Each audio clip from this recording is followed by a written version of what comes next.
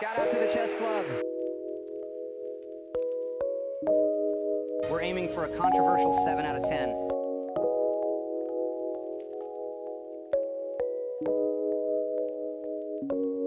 But something's wrong with the game.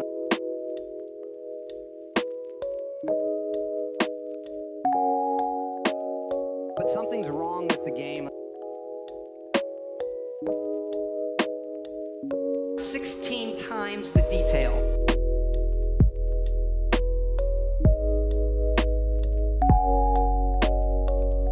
I'm vibing.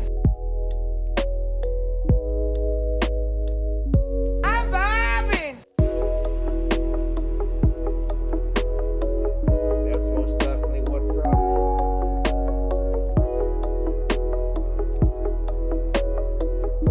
That's most definitely what's up.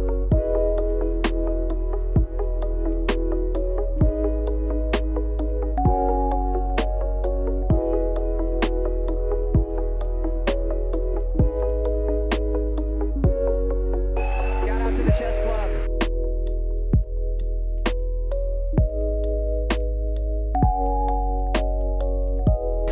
Look here! Catch me outside, how about that?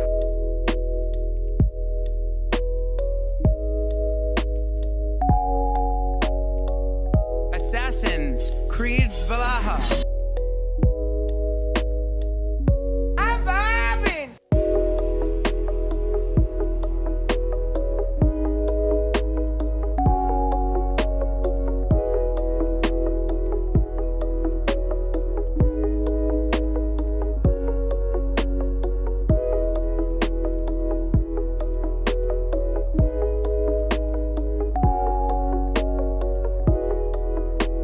Okay. Here we go. Rocking and rolling. You know what time it is. Time to rock and roll. How is everyone? Everybody doing good? Feeling good? Living life. Living life, hopefully. Hopefully. I'm hoping.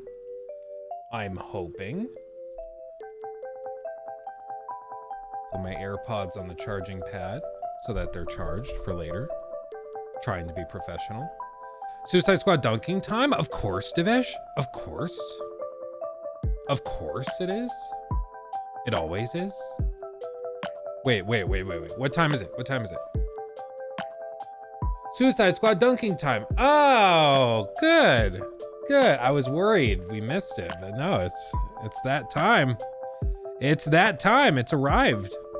Unironically, we do actually have some things to talk about because they issued a patch which apparently broke the game even worse than it was before. And now the fans are turning on it pretty hard. Which is like a little funny, but it's what do you expect at this point? Jesus. My goodness. It's one of those things where you're like, can it get worse? Probably, but is it? Probably not, right? It can't get bad. It can't get that bad. It can get worse. It can get a lot worse. Yeah, and Warner Brothers, Discovery stock, because they just had a rough announcement. Okay, I guess we should just start, Jacob. News segment. How's the thumb? Still a poopy, but it doesn't, like, I can put weight on it. I can press it on stuff now. When it first happened, I couldn't even like hit spacebar without it kind of hurting. Now I can like play games, I can play on a controller and it's fine. It's just moderately uncomfortable on like the nail bed. But this is all just, it looks way worse than it is. This is just like stained nail. So this is just gonna have to kind of grow out. Looks goth. Dude, I unironically got a comment on the last video. I have probably a few comments, but there's one comment I saw where somebody was like, God, Luke is so woke. He started painting his fingernails. Which it's just so funny. It's like, you're not even wrong. I can't even be that upset. Like that is funny. But I was like, okay, if you want to unsubscribe fucking wokey because of this, like whatever. It was just funny. I know, no, but it like, damn, what happened? What happened to Luke? He fell off, man. It's just like, I literally smashed my finger, and that to somebody was like too woke for me now. So watch those doors. They're turning people woke. Apparently, the car doors are turning people woke. It was just so stupid. Oh God. Oh man. Oh man. Oh. Vinny Diaz donated $4.99 through Super Chat. Thank you. Luke, I played AC Valhalla again while unemployed and I figured out who it's for. Unemployed people. Rolling on the floor, laughing, rolling on the floor, laughing, rolling on the floor, laughing loudly, crying loudly. Kinda. You're not wrong. It's just like the thing with Assassin's Creed. Oh, sorry. Assassin's Creed Valhalla. The thing with that game is that it's fun to a point. Like it reaches a point, I would argue, at least from the first time I played it, it reaches a point like 25, 30 hours in where it's just, you realize I've done this 5 times and they're going to have me do it another 35 times before the game is over. And you just kind of check out. Like you just want to like disconnect. And at that point, I think, excuse me, at that point, a lot of people, I think, resist it. And like, no, I bought this game for full price. I'm going to finish it. And they push through. And by the time you reach like 110 hours or whatever and finish the game, you're like, I'm miserable. That was awful. But if you had stopped at 25 or 30 hours, I think you would have been fine. And honestly, the way the story is structured, where it's like each little, it's not even like maybe fiefdom or mini kingdom within England.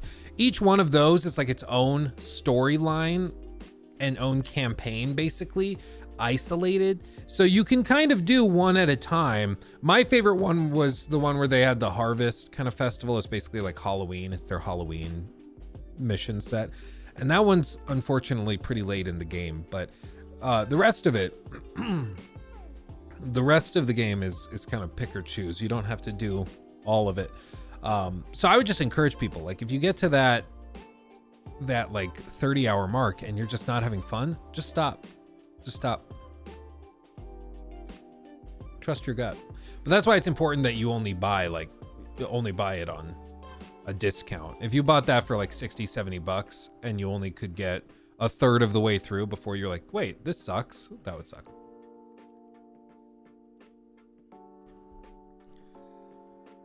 Oh, John, thank you for the 2. Hey, Luke, have you seen the Final Fantasy VII Rebirth reviews? We're gonna look at them today, and I mean, no big shocker. They're very, very positive. They're very positive from like old school Final Fantasy fans. The reviewers that seem less like old school fans of Final Fantasy, maybe this is like their first time experiencing Final Fantasy VII, they seem to be a little bit more mixed. The one thing I've heard a lot is that the mini games are kind of forced, and so it can kind of break up the pacing. Like you'll be exploring, having a good time, and then they'll throw in a bunch of mini games, and you have to do those to progress in certain ways. So I've seen a number of reviews call that out. I've not played the game, so I don't know if I agree with that, but that's one thing I've seen. But it seems like it's a massive, huge game that is beautiful. The one thing though that I have heard from pretty much everybody is performance mode apparently is pretty iffy. It's pretty blurry. There's a lot of artifacting and stuff from the upscaling, which apparently was an issue with Final Fantasy 16 as well. So if you were frustrated by that performance mode, you might be frustrated with this one. But honestly, it doesn't seem like that big of a deal to me. TJ Wagner donated $5 through Super Chat. WB Montreal, we can destroy the Arkham series with Gotham Knights. Rocksteady, hold my beer. Dude, kinda. That's what's really shocked me, is that I thought there was no shot that Gotham Knights would end up being the better of the two.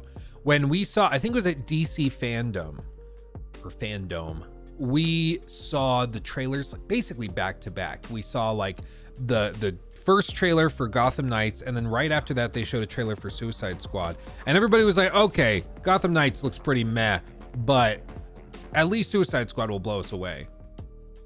I don't think anybody could have seen this coming. We're like, it was this bad. It was like crazy. it was crazy. It was crazy. I did not foresee Gotham Knights being the game with higher player counts, with in some cases, I don't actually know what the Metacritics are directly compared. I don't actually know. Gotham Knights.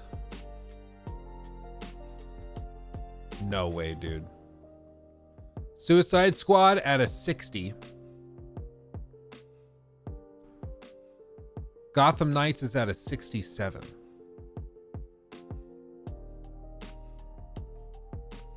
Wow. Oh yeah, this is funny. All right, so Warner Brothers DC have killed Batman 4 times now in their DC games, twice in this game alone. Just wait, my friend. It's gonna go up another. That's amazing. Oh, golly. Wow. That's funny. That's funny. Okay. Who knew? And I mean, player counts or player numbers are a little bit tilted, but you know, it's kind of middle of the road, just like mixed opinions, and then generally unfavorable for Suicide Squad. I don't know, man.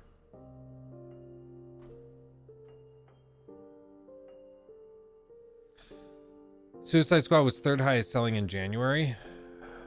I mean, Pal World sold ridiculously well, but what other games were in January? Like, I don't think there was anything. So like they still lost second place to something. Like, I don't even know what would be second with FIFA. Hogwarts Legacy still. I don't know. That's crazy. That's crazy. Well, so oh, I guess Prince of Persia. Yeah, Prince of Persia was January, but Prince of Persia was always going to be very, very niche. It's very, very niche. Whereas a YouTuber I was watching a video of this morning said unironically, it's very niche. It's like, no way they just said that, like casually. And then they said it another like few times in a single sentence. It was crazy. It's like Nietzsche. I've heard like, it's a niche. Okay, yeah, whatever. Niche, okay, you're fancy. But Nietzsche, what? Like, it's like that old clip of the British lady who was talking about a microwave.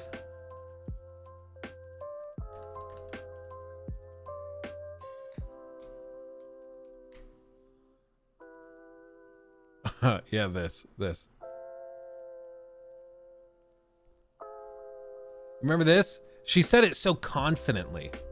Still need a bit of milk, full fat, which I've warmed in the microwave. I've warmed it in the microwave. The microwave. But I still need a bit of milk, full fat, which I've warmed in the microwave. I genuinely don't know how you go through life and you reach adulthood and you've never heard somebody correct you on microwave. Microwave. Like, what? Has she never I don't know. We've all had moments like this. I remember in like high school, we were going around the like classroom. We're all circled up in our chairs, and we were reading like Tale of Two Cities or something. And it was one of those classes where the teacher didn't know what to do with the day, so she was like, "Okay, we're all gonna just go around and read a chapter together, and we'll just alternate. People will read a paragraph, and we'll just alternate as we go around the room. When you finish your paragraph, the next person reads blah blah blah." And I was reading a paragraph, and it was Madame Toussaint or whatever, or Tussaud, Madame Tussaud. And I got to it, but it was like Madame. And so just like reading it quickly and nervously in the class, I was like, Madame, Madame, Madame Toussaint. And I was like, yeah. Little mispronunciation there. Everybody laughed at me. I still remember that. I'm not bitter. It's fine. I remember in 9th grade biology, this poor girl pronounced organism as orgasm, and the whole class died laughing. Oh no. That's a rough one. That's a rough one. Madame Web, yeah. Madame Edamame Web. Yeah, that's basically what it sounded like. It was pretty bad. Oh man, my mom would probably think that Americans pronounce it that way. Oh, maybe she thought that she was being like really considerate of other nationalities and their accents, and somebody told her, "Oh yeah, Americans pronounce it microwave." She bought it. That's crazy. Oh man. Oh wow. I once said inventory in accounting class. Embarrassing. Yeah, we've all done that stuff. We've all done it. I don't know if I've ever done it with a word as common as microwave.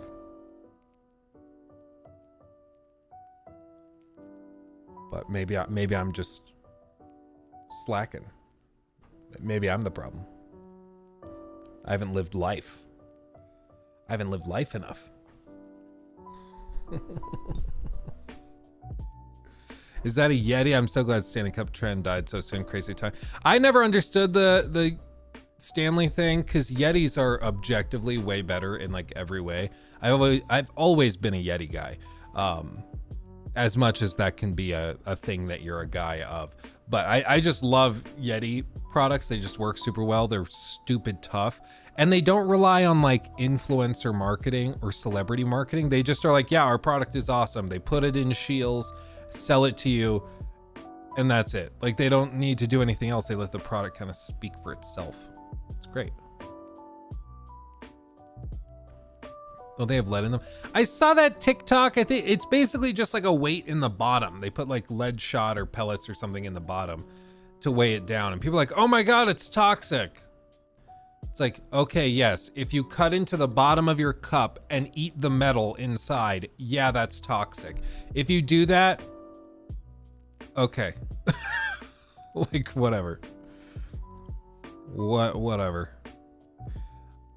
Once as a kid, I pronounced tonsillitis as tonsillitis. That's funny.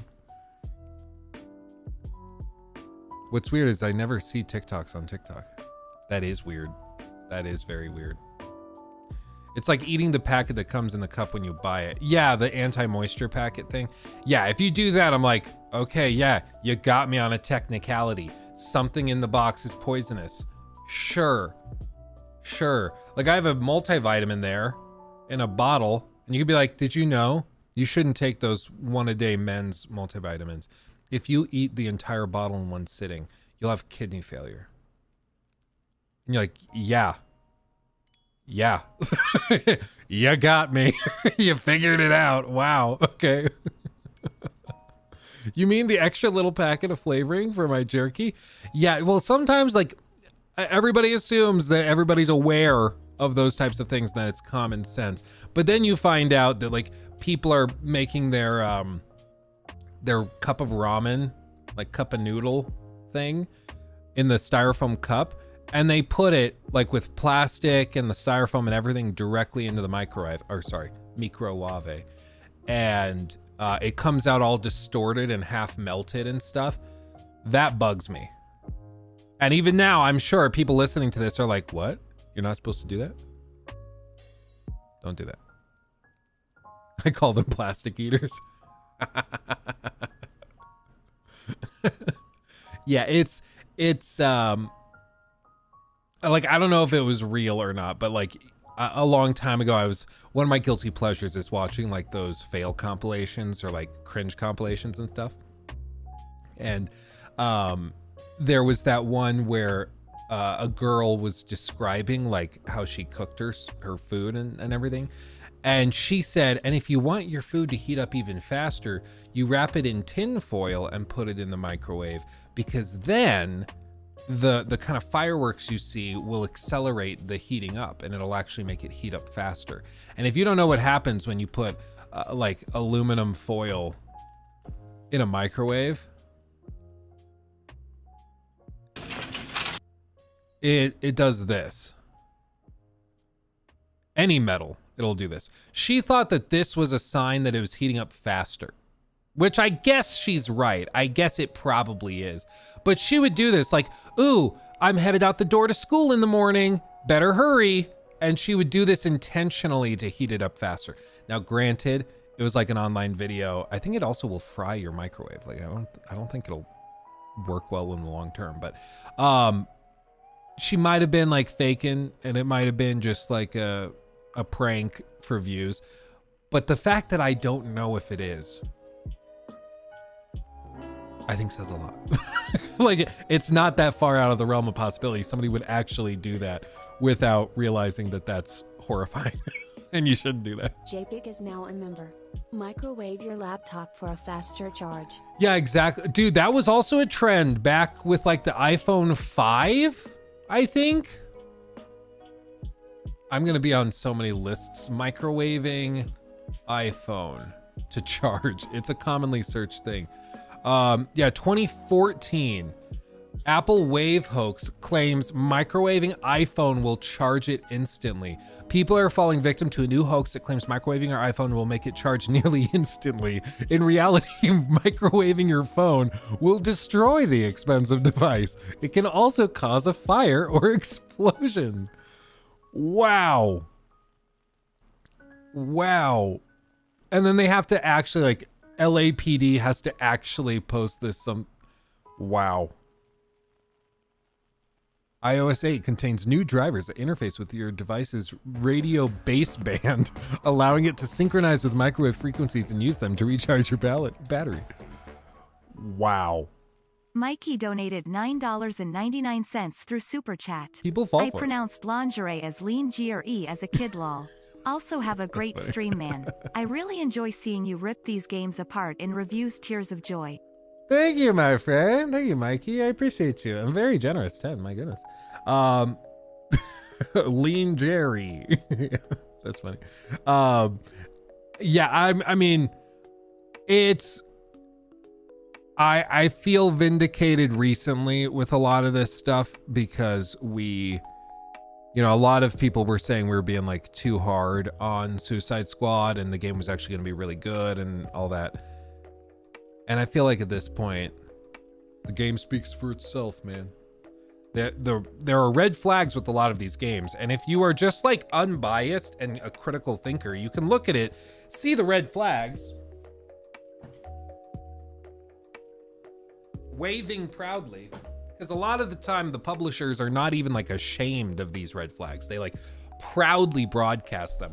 And so as long as you're like a critical thinker, you can identify these and see through the BS very, very easily. Like you can look at Starfield 6 months before it dropped and be like, okay, yeah, no, there's some weird stuff going on here. And same with Suicide Squad. It's like, okay, there's red flags. But for some reason, like, again, hype puts blinders on and people can't see it. I got a really sweet DM on Instagram where a guy was like, I am a former hater. I used to come into your comment sections and leave snarky comments, specifically about Suicide Squad and Starfield. And after Starfield, I was pretty butthurt. And then I thought you were just being overly mean to Suicide Squad. And now that game's burned me. He's like, I'm starting to realize that maybe being hyped for stuff can lead to you being horribly disappointed, and maybe I should be a little bit more critical. And I was like, I appreciate you, man. Yeah, we have another convert, ladies and gents. It's not to say, like, I think people misunderstand it and think that we're trying to say, like, don't be excited for stuff. That's not what we're saying. We're saying, like, be excited, but don't get to the point where it's like this obsessive fandom where your team can do no wrong. Once you've done that, you're just priming yourself to be taken advantage of. And that's what these companies do, selling you a $100 version of a game that's dead within 3 weeks. You know? It's just crazy.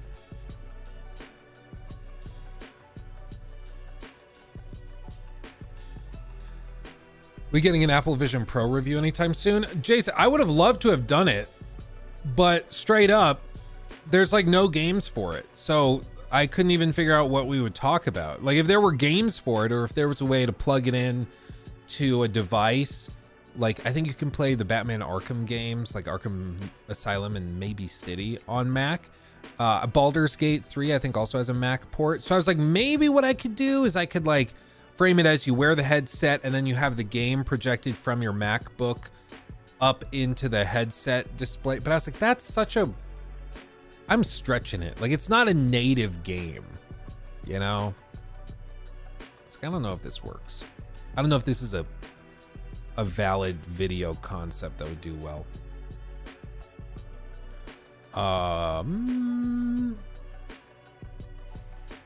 But okay, I guess we should talk about this because I've been dilly-dallying. I should do this. Let's see. Am I fully caught up? Oh, Tenacious Beagle, thank you also for the super chat. Do you think it's safe to assume that if I enjoyed The Witcher 3, I'd also enjoy Dragon's Dogma 2? It's giving similar vibes. Are going to review it. I'd love to review it. It's just a matter of like review codes and stuff. Naturally, after like Suicide Squad and Starfield and stuff, what I've been told is that a lot of publishers are scared to give me review codes because they think I might be harder on them than other reviewers, which I cannot blame them for. I understand that. I think everybody should have the like Ubisoft approach. Ubisoft, you can rip them apart for Skull and Bones, and then the next week they'll send you an email being like, hope you're well, just checking in. We were working on these projects. Would you be interested in this preview event? They don't care. Like, or rather, maybe they do care. They understand that like it's not personal. If you didn't like this product, okay, we'll get them next time. Ubisoft has always been fantastic with that. Their social media support team is phenomenal. Literally the best, I think, in the entire industry. A lot of other companies will just like, if you don't like their previous game, they just put you on a list and you're no longer getting calls for the next games, which is super toxic. But unfortunately, that's just how it is. So, yeah. Have I played Steamboat Willie yet? No, is it out? I didn't realize it was out. Oh, that's good. Who knew? Not me. Okay. Let's do this. Also, nobody, Jesus, I just realized with your resub, you're at 34 months. That's ridiculous. That's ridiculous. Almost 3 years. That is outrageous. Pogs in the chat right now. Jesus Christ. Been a bit. Yeah, dude, that's insane. That's outrageous. Suicide Squad somewhat intrigues me, but I'm definitely waiting for a sale. Not worth $80 plus tax here in Canada. Yeah, well, we're about to go through some of the stuff with it, and there's other reasons that you probably shouldn't get into it right now. Okay. Let's do this. Okay, so there was an earnings call for Warner Brothers Discovery after a merger couple years ago, last year. I don't remember exactly when it was. But Warner Brothers and Discovery, they merged together. And so now they're a big company. Yay for big corporations becoming bigger. Love it. But they merged, and ever since, they've really struggled to get their feet under them. One of the things they've really struggled with is their streaming services. HBO Max has just notoriously burned through money. And so that's been a point of contention and concern for investors. And then the other thing, of course, has been their video game business, because that's something they've struggled to kind of get a hold on. And they started to get some momentum. Investors were really thrilled, honestly, with the success of Hogwarts Legacy. They're like, oh, this is a new generation where all of a sudden we can expect Warner Brothers to come in and drop bangers of games that are selling basically over $1 billion worth of revenue came in from Hogwarts Legacy. So that's awesome. If they can do this once a year or every other year, that's great. We're in it. And they were hoping Suicide Squad Kill the Justice League would be another banger where they could very proudly exclaim to everybody that they have done it again. But what's happened is that they are having a rough quarter, or they had a rough quarter. As you can see through this very, very scientific chart that's just popped. Warner Brothers Discovery shares.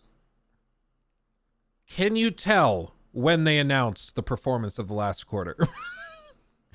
Can you deduce from this chart, from this graph rather, when they told everybody how their recent ventures have been going?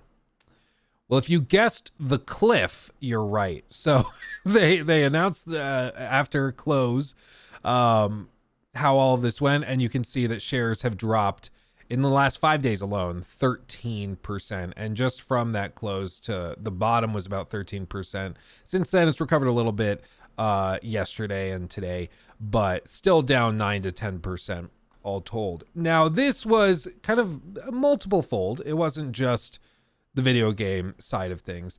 It's a handful of things. They did turn a profit from... They did turn a profit on HBO Max. So that's actually generating revenue for or positive profits for the first time in a while. So that's cool. I think first time ever, actually. Yeah, Max ended profitable, 2023 profitable for the first time, and they expect it to continue being profitable in 2024.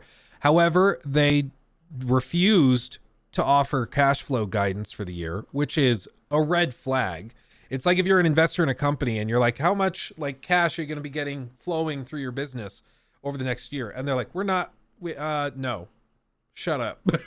It's also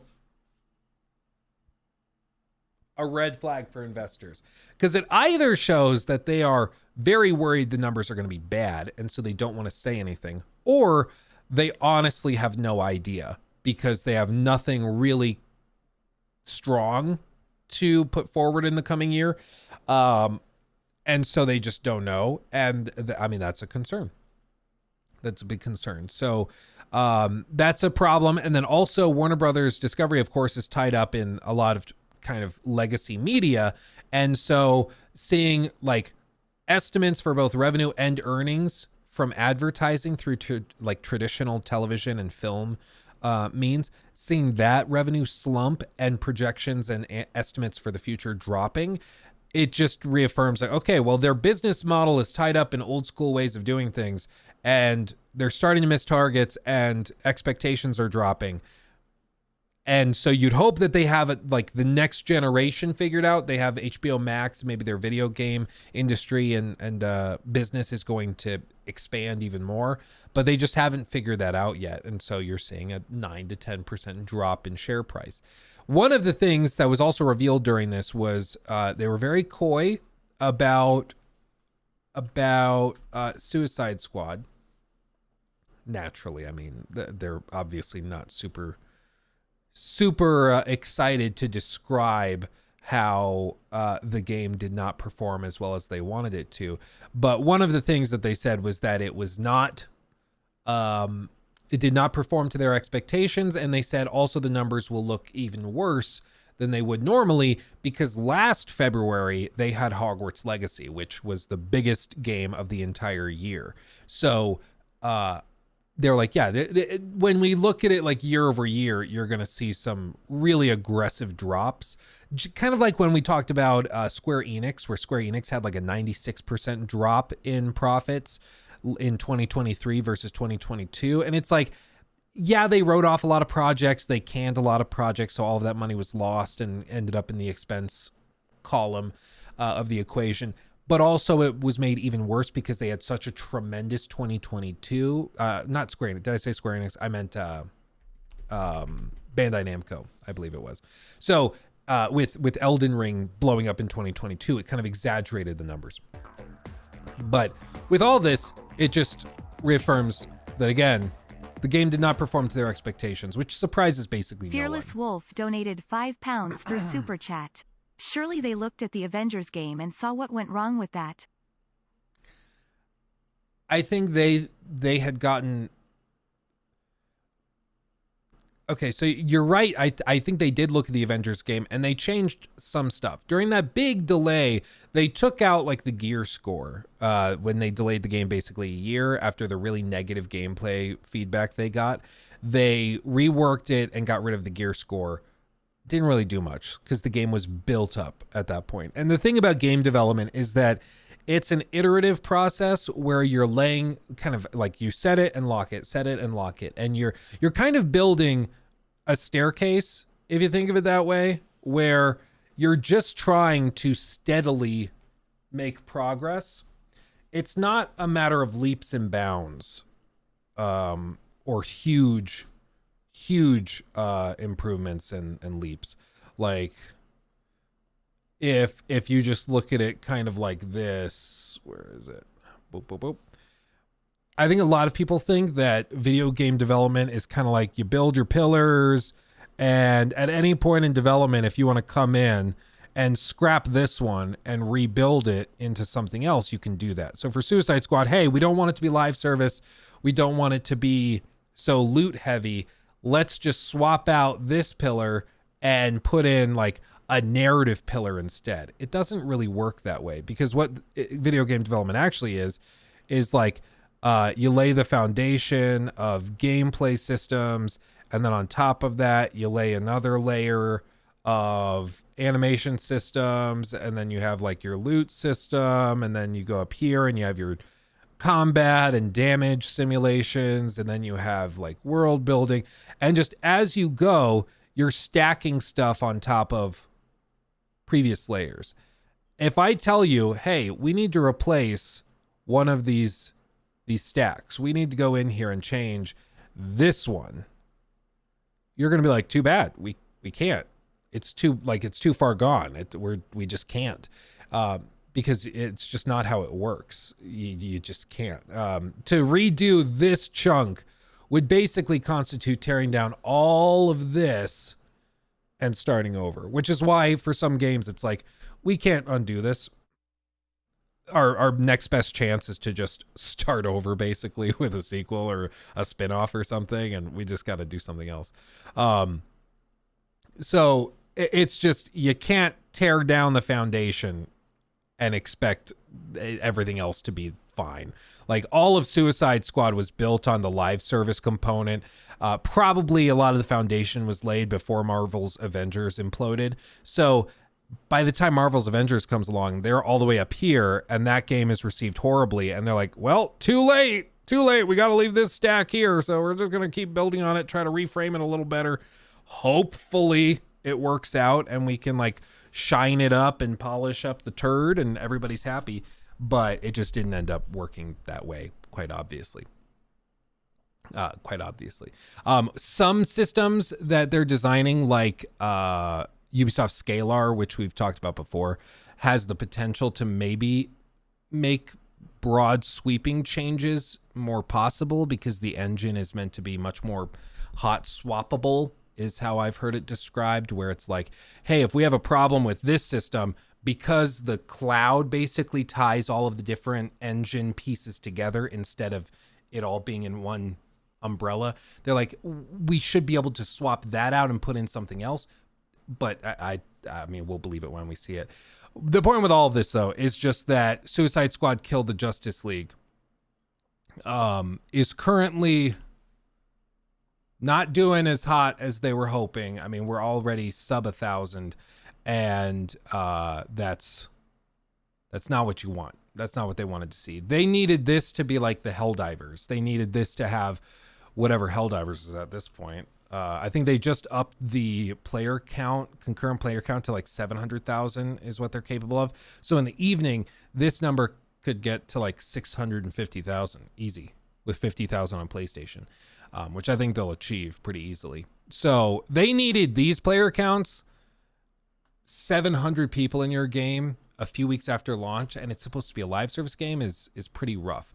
And this is made all the worse because apparently the patches and updates that they've dropped are making the game actually worse, and it's breaking it. So what was revealed is that the latest patch made the game worse, fans say. A recent patch for Suicide Squad Kill the Justice League has caused more issues than it fixed. The game's most recent patch was released yesterday, with developer Rocksteady stating it would target various crashes, progression blockers, connectivity issues, and several other server-side improvements. One of the things that you might not be aware of is that Suicide Squad Kill the Justice League, apparently, I didn't experience this, but a lot of people have been experiencing significant bugs, even locking them out of the game entirely. There were people on the Suicide Squad subreddit that had paid for the $100 deluxe edition and could not actually progress through the game. In some cases, they were just totally locked out of it because of some sort of server-side glitch. The fact that many people on the subreddit were reporting this is insane, that you could pay $100 for a copy of a game and it just not work at all. That's crazy. And these are like the fans. These are the people that really are supporting your game the most. What is this video that's playing automatically? What the hell is happening? Jesus Christ. Stop. Unbelievable. So that's a problem. However, there are now numerous reports online of players encountering more issues than before. Quote, the recent patches screwed the game for a lot of people, one Reddit user acknowledged when another player said their copy of Suicide Squad Kill the Justice League now wasn't loading past a black screen. That's not good. 1 step forward, 2 steps back. I tried 4 incursions, completed 3, froze after doing Suicide Strike in 1. 2 of the incursions I completed got stuck at loading Metropolis. Still can't increase mastery. I wanted a dub for them so badly. I just can't right now. Wow. Another user says this patch shouldn't have made it through certification, in my opinion. The game is practically going, hey, please stop playing for a bit and come back. And I'm just going to put it on the shelf until Joker DLC now, LOL. I'm not going to keep booting this game just to get booted myself. Pretty rough. Pretty rough. Even back in January, those who paid extra to get early access to the game were met with bugs on launch, including one which saw players having full story completion from the off. Yeah, that was funny. And servers were taken offline on more than one occasion. Yeah, there was a period for, I think, 18 hours during the early access, like 72-hour early access period, where players just couldn't get into it because all of the servers were shut off. And so people paid for early access and couldn't get in. Rocksteady went on to give 2,000 Luther coins of in-game currency to owners of the $100 version of the game in a bid to make up for the poor debut. However, apparently this wasn't made very clear. You have to talk to somebody in the base to redeem the coins. And a lot of people were reporting that this was bugged and they still could not get the coins, which is also amazing. Yeah, and this is kind of the new trend. I give up until another patch. At this point, 2 of my achievements are broken. I haven't been able to load in successfully, more and more as each patch drops. I got the gold suits and put a ton of time into this game. Plus, now it's completely unplayable. It makes me sad. For those of you still enjoying the game right now, I'm jealous and happy for you. 454 upvotes on the subreddit. Load times are a lot slower for me, at least on console. It takes 5 minutes just to get into the game. Same bro, not happy with it. Since this patch, I can't play incursions without getting this afterwards. Hope they fix it soon. I think we're all in the same boat. The devs really have their work cut out for them, and it should have been done yesterday. Supposed to have season 1 start in a couple weeks as well. I'm not happy that Suicide Squad is always online. Shut up, hater. You're just a sheep. Well, here we are. Yep. Yeah, and furthermore, they also went in and they nerfed vehicle farm and fire builds, but ignored the actual problems. I'm glad I hit rank 100 before this patch dropped. I'll delete it and play Elden Ring till season 1 drops. Yeah, it's just, it's crazy that this game was delayed basically 2 years and it's still experiencing these problems. Like, imagine what the game would have been like if it dropped a year ago or 2 years ago. What? Like, that would have been insane, because they're still having these server issues all this time later. And I'm just genuinely like, I'm blown away that they're still having these problems. It just goes to show you, like, it's a lot harder to make a live service game than you'd think. It's a lot harder to have a game that supports players from all over the world. And I mean, the other thing is, the game very well. I saw one software engineer on X or Twitter. They were describing what they thought was going on, and I don't know if it's true. Like, I'm not a coder. I don't know. But what they were saying was that it seemed to them that they had built the back end of the game with certain expectations for numbers of players in certain geographies. Because naturally, like, if you have 50,000 or 100,000 players, like some in the EU, others in North America, on the West Coast, others in the East Coast, others in like Central USA, and then you have like Canadian players, Brazilian players, Australian players, and you kind of like have them all over the world. Then you have enough players where you can kind of code the back end for matchmaking to fill in the gaps with people close together so that you have lower pings and you can save some headaches by reducing those pings and latency. However, it seems like they don't have enough players to do that at this point. And so the back end, which was kind of built assuming higher player counts, is struggling. Like I said, I'm not a software engineer. I have no idea if that's accurate. Banana Blitz 649 donated at least a potential $4.99 through Super Chat. Do you know about the 40K guy who painted with poo and went to a tournament? There's a rule now where you can't use anything biological on minis. Wow. I did not know that. No, I did not know that. It reminds me of those rules and laws in like Florida. Jesus Christ. Where like, you know, you're not allowed to chain your pet alligator to a stop sign. And it's like, that law exists because someone did that. Someone chained their pet alligator to a stop sign, so they had to make a law for it.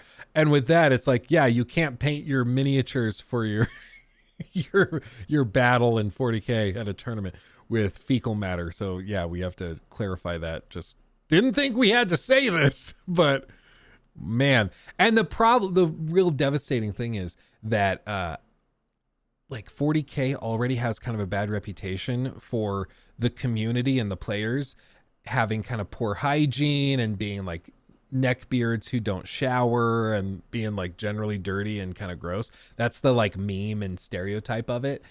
And so to hear that somebody is actually painting their miniatures with crap, it's a bad look, fam. It's a bad look. That's not good. Wow. He had a poo army. Yes. That's unbelievable. That's crazy. That's why I stopped going to nerd conventions. People don't shower. Yeah, it's... Oh, man. What was... Can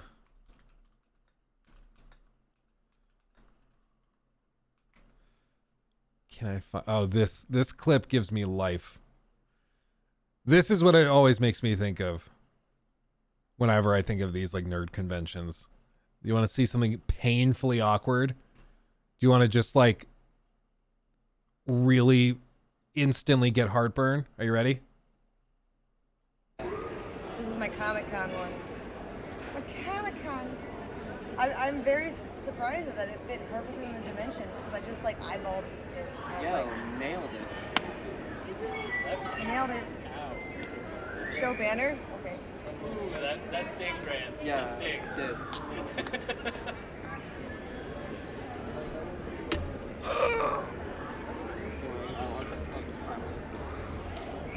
So that's the bottom of it. Social media, Catwoman, Silk, Booty, Spider-Gwen. Damn. That one hurts. That one hurts. That one, oh man. That Cat one. Dad donated $10. Hey Luke, 2 quick questions. How is your kid who was sick a while back, man. and how is your thumb? My main question is, how many $70 games have actually been successful? So far I haven't seen a quality increase with the price. Oh, damn it, it cut off again. First of all, Ori is good. Orion is the one that was sick. He was in the hospital in early December with RSV, which is just basically where like you get a lot of fluid in your lungs. And for him, the big issue was that his oxygen levels would tank whenever he would go to sleep. And so he would just like all of a sudden, you want to be at like 95 to 100 on your oxygen levels when you're metering it. He would drop down into like the low 70s. You're supposed to go to the hospital when you reach like 85. So he was in trouble. So we got him to the hospital. They admitted him, and he was hooked up to oxygen in the hospital for like I think 2.5, 3 days. And then we came home. He had his oxygen tanks and everything. So he was on oxygen maybe for another week or so. And then he was able to kick it. We were able to get him off of it. And ever since then, he's just been really raspy and has a lot of crud in his chest and stuff. And so he's doing much better. We still take him to the doctor pretty regularly when it gets really phlegmy and bad. The doctors are just like, it's kind of going around right now. A lot of kids are like this and just really cruddy. Just make sure they cough it out. If you can monitor oxygen levels, do that. But there's not a whole lot they can do for it because babies can't really have like major decongestants or anything. So you just kind of have to ride it out and wait for them to get better. And apparently my mom was saying when I was a baby, I was in the hospital like once, I think she said basically once a month for the first year of my life. I was in the hospital with RSV. So apparently as a baby, I was in the hospital all the time, and I still have like lung issues where like I really, really struggle with, classic gamer thing. I really struggle with cardio, specifically like long-term cardio. I am not a swimmer. My like lungs really struggle to put up with a lot of intensity for long periods of time. I probably need an inhaler and stuff, honestly, but it's also why I don't smoke. Like people are like, oh, do you smoke? Would you smoke weed or something? I'm like, honestly, not only do I not enjoy the sensation of smoking, but also like for my lungs, I just would not, I don't think it's a good idea. Yeah, as a respiratory therapist for kids, you want them about 95 to 100, but if the little man drops to 85, for sure, take your kids to the hospital. Yeah, and he was dropping when he would sleep. He'd drop into the 70s. Like, it got real bad. Stick to the gummies. Exactly.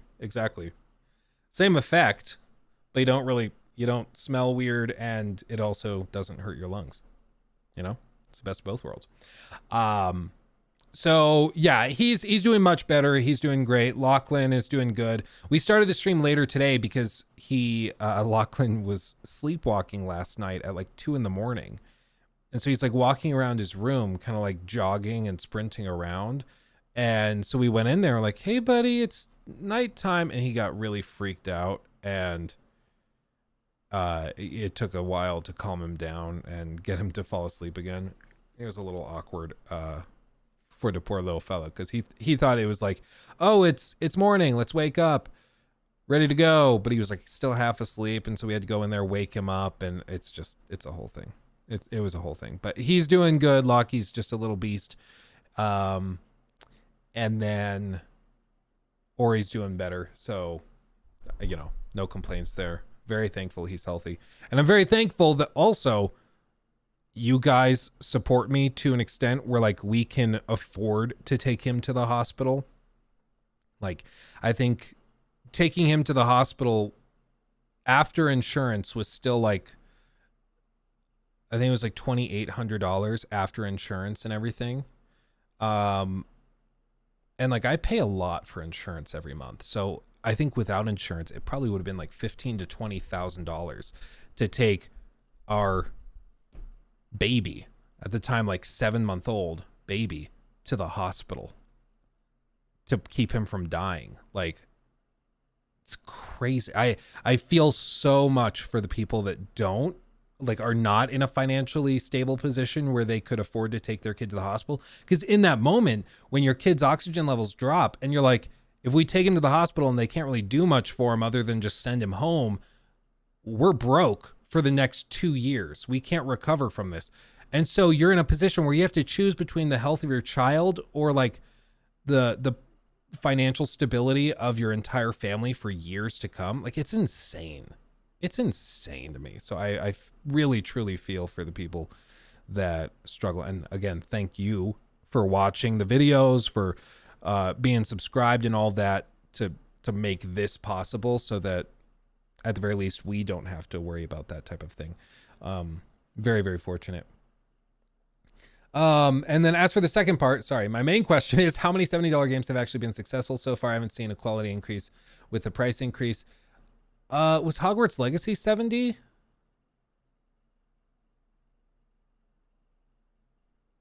I'm trying to remember. I think it was, right? I think the PS4 and Xbox One versions were 60, but I think the next gen versions were full 70. So Hogwarts Legacy has been successful. I mean, all of the Call of Duty games have been successful. Even like Diablo 4 was very successful. It's just failed in its post-launch support. So there's been a handful of successful full price. God of War Ragnarok, Spider-Man 2, I think, was still successful. Alan Wake 2 has been very successful, even though it still has not generated a profit. But that's mainly because they priced, like they budgeted it, assuming for long-term, like, sales bringing in some more money. So I think they'll probably end up doing better on the back end, and they're relying a lot on that. But what are you gonna do?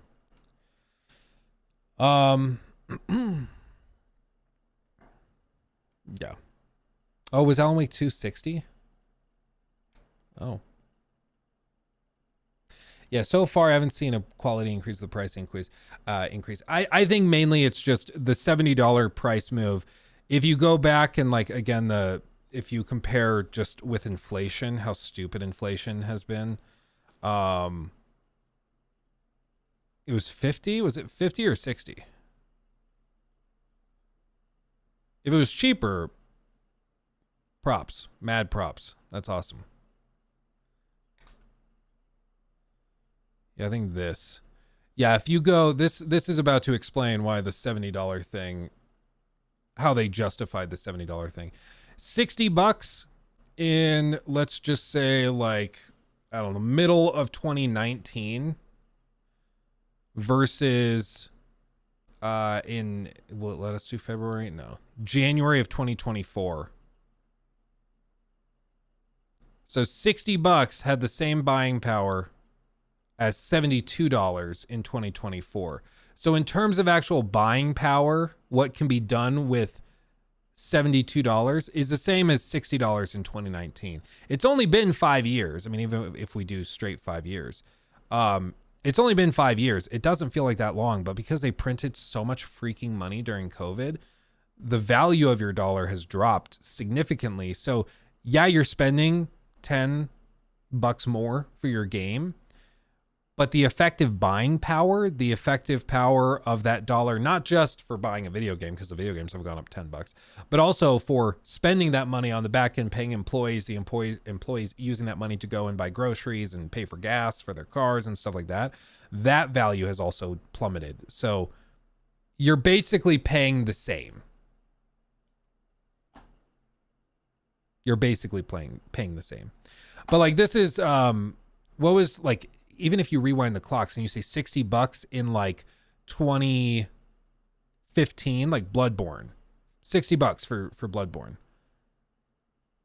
Today, for what you could buy in 2015 for $60, it would be like spending $80 on the game today.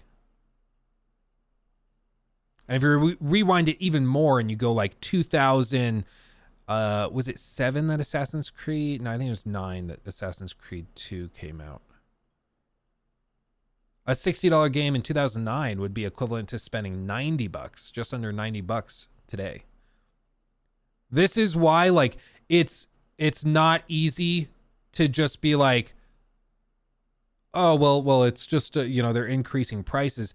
What sucks is they're increasing prices to keep it in line with inflation, but they're not giving you raises to keep your income in line with inflation. That's what they should do. Like, if they're going to raise the price of games from 60 to 70, okay, that's fine, as long as my pay is increasing commensurate with that. Like, if my pay is going from 60,000 a year to 70,000 a year, okay, yeah, raise the price of the game by $10, because then we're at least on the same level. The problem is they're raising prices of all this stuff to keep it in line with inflation, but people aren't making more and aren't making enough to keep it in line. So effectively, you end up paying more, which is what sucks. Let me be a caveman. No money, no thoughts. Yeah. The only inflation calculator I use is the price of a Big Mac. Yeah, that's an actual thing. It's the Big Mac index.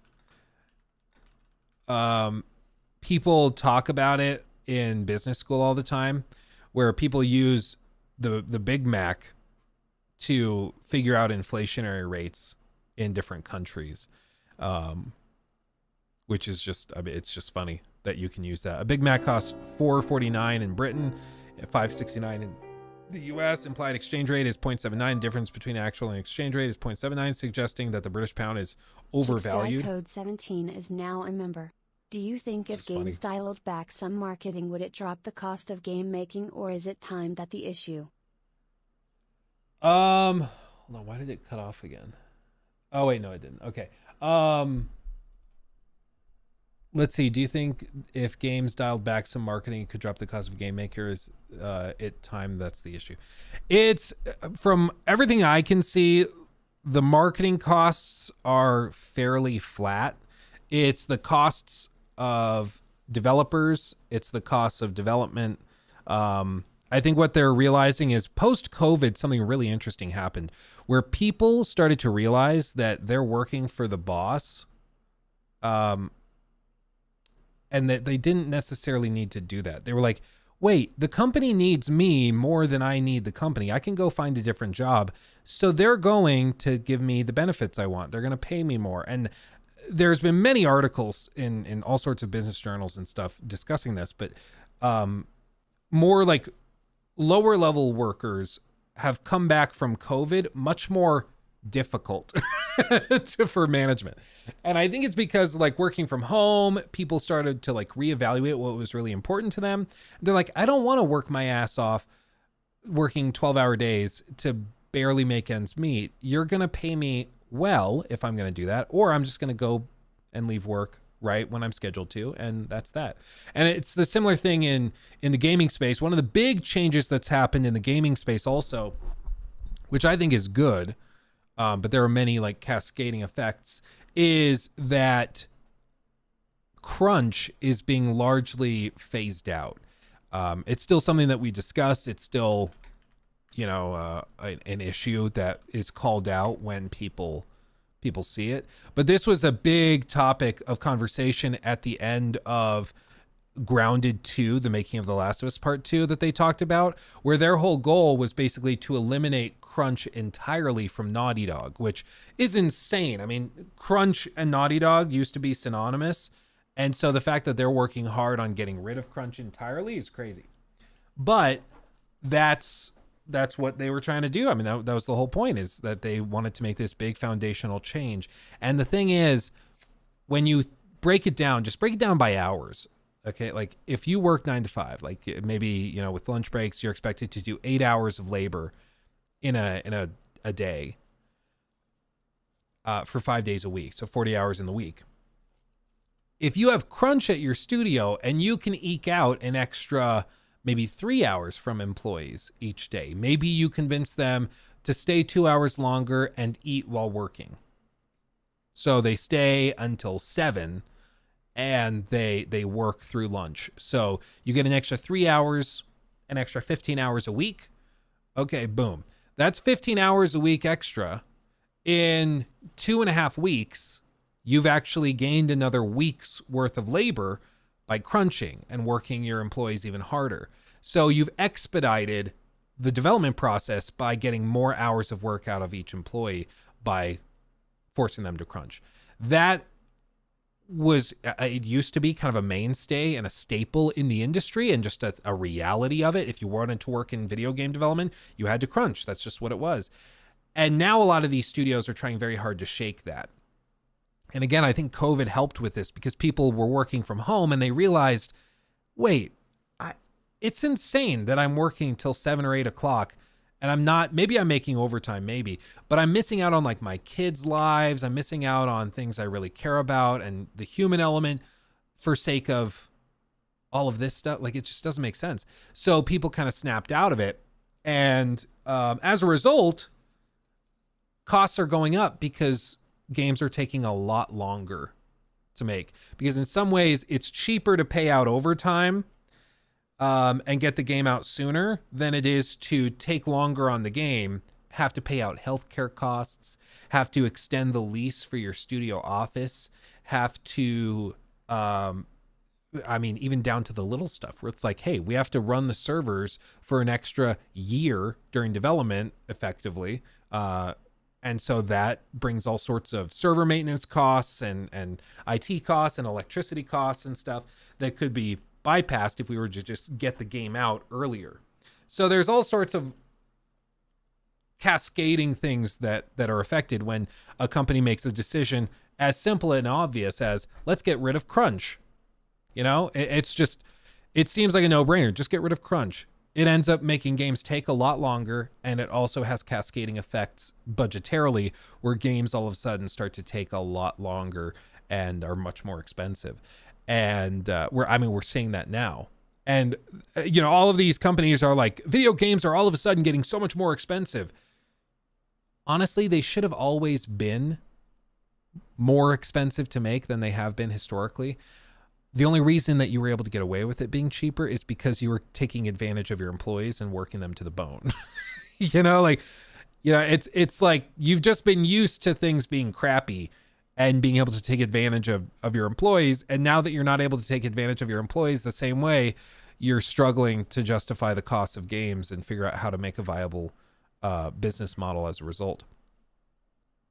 Which, the market's going to have to adjust. I think you probably start to see games that are much smaller in scope. I think games like The Last of Us Part 2, God of War Ragnarok, those are probably a thing of the past largely, unless they can come up with quadruple A pricing that Yves Guillemot would be thrilled to hear about, where it's like, yeah, there's $60 or rather $70 games, and then we're going to have these big games like The Last of Us Part 3 or God of War Egypt, whatever, and those games are ultra premium and are like 40 to 50 hours long, crazy high production value, and those games are like $100.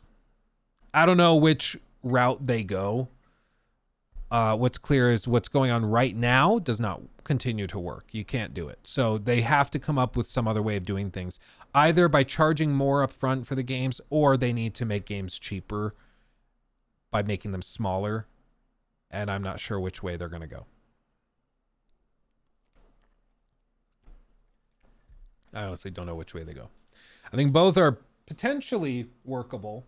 I do think there's a world where people are willing to pay $100 a copy for like Elden Ring 2. I do think there are people that would do that. Many millions of people that would do that. I think it's a slippery precedent, of course, because once you establish that that's an option for publishers, you'll get a lot of games that try to charge $100 that really should not. I would say like let them crash and burn, as you've seen, like when Skull and Bones comes out at 70, thinking that they can just casually charge that and people will buy it, the game tanks and crashes and burns. So I think the market has a way of kind of filtering these things automatically, but Fearless Wolf donated £5 through Super Chat. A mate of mine who makes games. He just got a 30% increase. He works from home in England. Head office is based in Holland. Wow. I mean, that means he's probably a very valuable asset for them. 30% pay increase. Talent is valuable. I'll tell you what, talent is valuable. Like the big thing with Meta, my dad has worked in the past with like Microsoft and big tech companies and stuff. And I was talking to him about all this stuff with like Meta and Apple and hiring AI talent and everything. And one of the interesting things is that I hadn't thought of it before, but it makes sense. Meta apparently, and Apple too, they will just hire like AI engineers. Even if they don't have work for them to do, they will hire them just to have them on staff so they can't work for Meta or they can't work for Apple or vice versa. Like they'll just hire them to keep them out of the other guy's office. Puzzler 69 Which is donated crazy. $25. According to the leaks, Wolverine is supposed to come out in 26. But what game do you think PS will release in 25? Happy Friday, love the videos. Yeah, thank you, my friend. Happy Friday to you too. I think 2025 Sony probably has.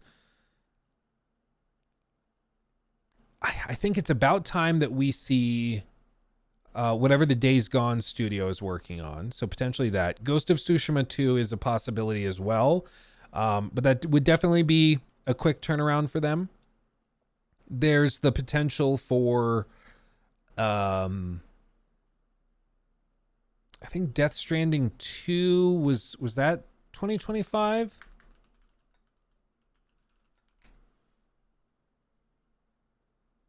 I don't remember what they said. Yeah, they said 2025. So Death Stranding 2.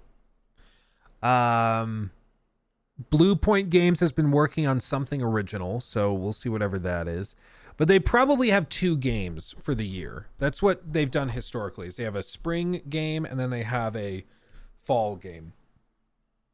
Death Stranding 2 is probably fall. So what do you put in the spring? Maybe The Last of Us. Or not The Last of Us. Maybe Ghost of Tsushima 2, maybe. But again, that's a pretty tight turnaround. So I don't know. Uncharted remaster, maybe. Maybe. I doubt it though. What are the Horizon devs working on? The Horizon devs are apparently like all hands on deck for a big online game they've hired a bunch of people for. So apparently they are working on, there was like leaked concept art a long time ago. And it's really like generic and hard to gauge. I don't know if it's been confirmed as real or not. It's just people said it was leaked and maybe it is, maybe it isn't. Who knows? Maybe they leaked it intentionally. But it's very like cartoony and very Fortnite looking. And the rumors have been that it's going to basically be like a cooperative Monster Hunter type game in a art style that at least in the past was reminiscent of Fortnite. We'll see what it actually looks like. Honestly, if it is just like straight up Monster Hunter, but like really polished and with quadruple A levels of production value, I could see that being fun. I could see that being cool. But it does get me worried that there's another live service game in the works. But then again, Helldivers, nobody expected that to pop off. So maybe that blows up. Maybe that works. Who knows? But I do think they're going to need to work on something other than Horizon after this. Because I think Horizon is getting franchise fatigue a little bit. The sequel for for Zero Dawn, so Forbidden West, it did well, but I don't think it was the huge step up they were hoping for. I don't think it really blew anybody away. It was just kind of more Horizon. That was my frustration, is that it just felt like, I don't know, it just felt like Horizon 1.5. Like it didn't really feel like a full sequel. So maybe a full sequel is enough, but I don't know.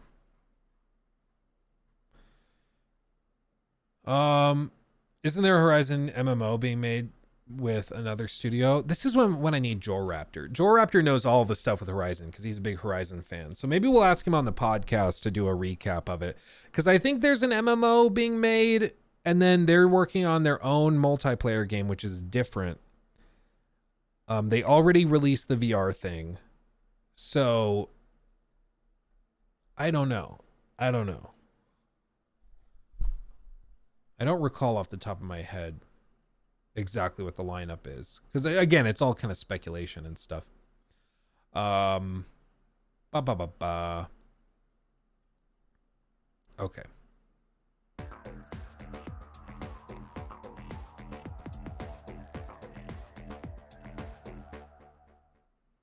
Capono5150 donated $5 through Super Chat. Thoughts on DSP canceling documentary? Also, did you see the Drake photo? Did I see the Drake photo? I did. So I did not see the Drake photo. I saw all the memes about the Drake photo. Like it was all over social media where people were like, I saw the Drake photo. I'm giving up. I can't compete with that. So I'm assuming it was impressive. But I have not personally seen it. As for DSP canceling the documentary, I mean, I'm not surprised. It was gonna be a dumpster fire anyways, and I think what it happened is that Mike said that he was contacting the developers of WWE Champions and he was going to talk to them, and I think once DSP heard that, he was like, oh, so he's going to talk a lot about the mobile game I'm addicted to, but that I insist I'm not addicted to. And he was like, okay, never mind. And he pulled out of it. It never made sense. It was never going to be a good idea. Like if he thought honestly that was going to make him look good, he would have been more delusional than we thought. And at the very least, I think the thing with DSP is he at least understands that feeding this stuff is potentially a bad idea. So I don't know. Am I going to watch the new Hideo Kojima documentary on Disney Plus? Is there a Hideo Kojima documentary on Disney Plus? Connecting Worlds documentary?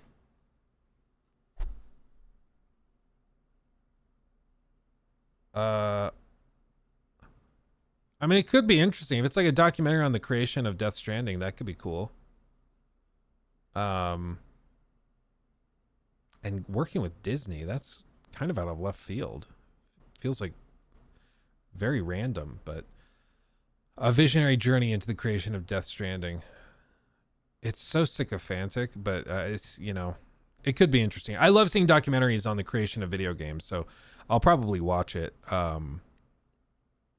Maybe I'll do that tonight or this afternoon. I don't know. But I love documentaries like this. If it's just like beating off to Kojima, I probably am going to burn out on it pretty quick, because I'm like, I think he's a talented dev that deserves a lot of respect. I don't think he's like the genius visionary that people make him out to be. He made Metal Gear. That's awesome. He's made some cool horror things like PT. That was cool. But as a writer, he is on the level of like a high schooler on acid. And I've not generally been impressed with his other writing. He makes interesting games. I find Death Stranding relaxing to play on like a rainy day, but I don't find it to be a new genre of gaming. You know, it's just, yeah, I don't find him to be like a Miyamoto. Miyamoto, though, Miyamoto and Miyazaki, Hidetaka Miyazaki from Software. Like, the thing about those guys is that they are brilliant. They actually created new genres, which I guess, you know, Kojima made a genre back in the day with Metal Gear and everything. But then he's like, and I totally made a new one with Death Stranding. It's like, no, you really didn't. But they made new genres of games, and then they're still very humble. Like, Hidetaka he just seems like one of the most lovable, humble, and down-to-earth guys. He's just making great video games, And he's like, yeah, we could just keep making the same game 15 times to just, you know, do Bloodborne 2, 3, 4, remake it 15 times and just print money. But they don't. He doesn't do that. And I think it's because he really cares about the art form of video game creation. And that's what's chiefly important to him. Whereas you hear other guys like Todd Howard talk about games, and it's like, why do you keep releasing Skyrim over and over again? And he's like, because people keep buying it. And if you think of asking Hidetaka the same way, why don't you do a remaster and re-release Bloodborne on the PS5 or something? People would buy it in droves. He's just like, well, it's not what we want to do. It's not creatively challenging to us, and we're just not going to do it, you know? Peter Molyneux, he's also, I think, a very interesting dev. I don't know what he's doing nowadays, but he's one of those guys that's really struggled with over-promising and under-delivering.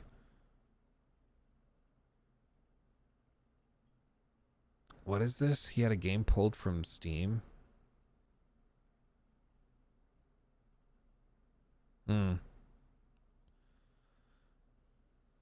Launched the game 10 years ago, was soon hit with backlash over broken promises and lack of updates. Goddess has since gone down as one of the most disastrous crowdfunded games of all time, and Populous creator and Lionhead co-founder Molyneux retreating to background coding after receiving criticisms from fans.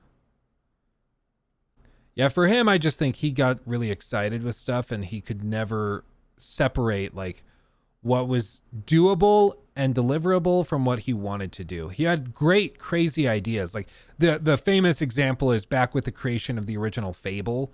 He would say like, oh yeah, we have a system where you can like plant an acorn seed in the ground and then you come back in game weeks or years later and it's grown. And that one tree, that one little thing that you did without even really necessarily thinking about it has resulted in a permanent change to the game world. That's a cool concept. That's a cool idea. Didn't end up being true, wasn't in the game, but it was a cool idea. And I think that that's just a problem. I think that that's his burden to bear, is that he's always overpromised and kind of under-delivered. He was running an NFT scam. Oh, really? I didn't hear about that. I mean, unfortunately, the NFT craze pulled in a lot of people that I thought were way smarter than that. But it was just like with the NFT thing. It was like there was never a pitch that really made sense. There was never a thing where it's like, this will make games better because. The only pitches you ever heard were like, it's going to make you rich. And they could never really explain how it was going to make you rich at all. And the only like compelling pitch for NFTs, I thought, was that you could have actual secondhand digital games where you buy a license to a game that's, you know, an actual non-fungible token tied to it. That's your copy of GTA 6, is this big string of numbers and digits and letters and all that. And it's on an exchange tied to you. You're the owner of it. And you could sell that copy of a digital game to somebody else. So it creates a secondhand market for software. That to me was interesting because I was like, ooh, it like allows you to get the benefits of physical media, but all digitally, and get all the perks of digital media. Of course, none of these big companies ever wanted to follow through on that because that would hurt their bottom line. So nobody ever took that use case for NFTs very seriously. Instead, you only ever heard, yeah, you buy it and then you're rich. And it doesn't go anywhere other than that, you know? Yeah, it was just nonsense.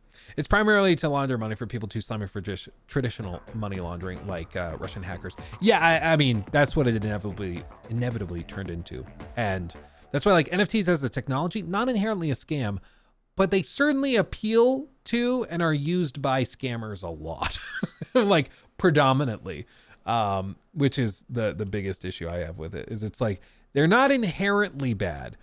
As a technology, it's not like it's immoral to use this technology, but it seems like everybody who really is using it for immoral purposes. So seems to line up. Yeah. Big Tuna 69. Thank you also for the super chat. Hey, love you. Best wishes to your son's health. Thank you, my friend. Appreciate you. Thank you. Yeah, he's doing very well. He's doing very well. Fearless Wolf, also sorry if I missed this one earlier. Did the miniature come with free corn? I feel like that probably made sense in the moment, but now I'm not sure what that means. I'm not sure. Surely the, oh yeah, I read that one. Okay. The poop 40K figures. Oh, that's disgusting. That's real gross. Oh God. Okay. Wow. That's funny. Okay. Let's do this. Shout out to Bored Apes. Yeah, for real. Okay, let's talk about everybody's favorite topic real quick. Everybody's favorite topic. Helldivers 2. Helldivers 2. It's time to talk about Helldivers 2. Okay, here we are. New segment. Helldivers 2 has blown us all away with the fact that it's kind of fun. Even really fun. But it's been weighed down by an albatross.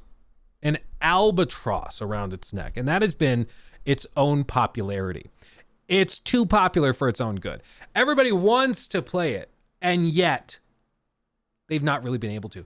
I was actually talking to my buddy Corey about it because we were playing the game one night. I think probably Monday, Tuesday, something like that. And we were playing it together. And he was telling me, he's like, yeah, I was out in public. I think he was getting lunch or something. And he's like in line at Qdoba. And he said the guys behind him were talking about Helldivers.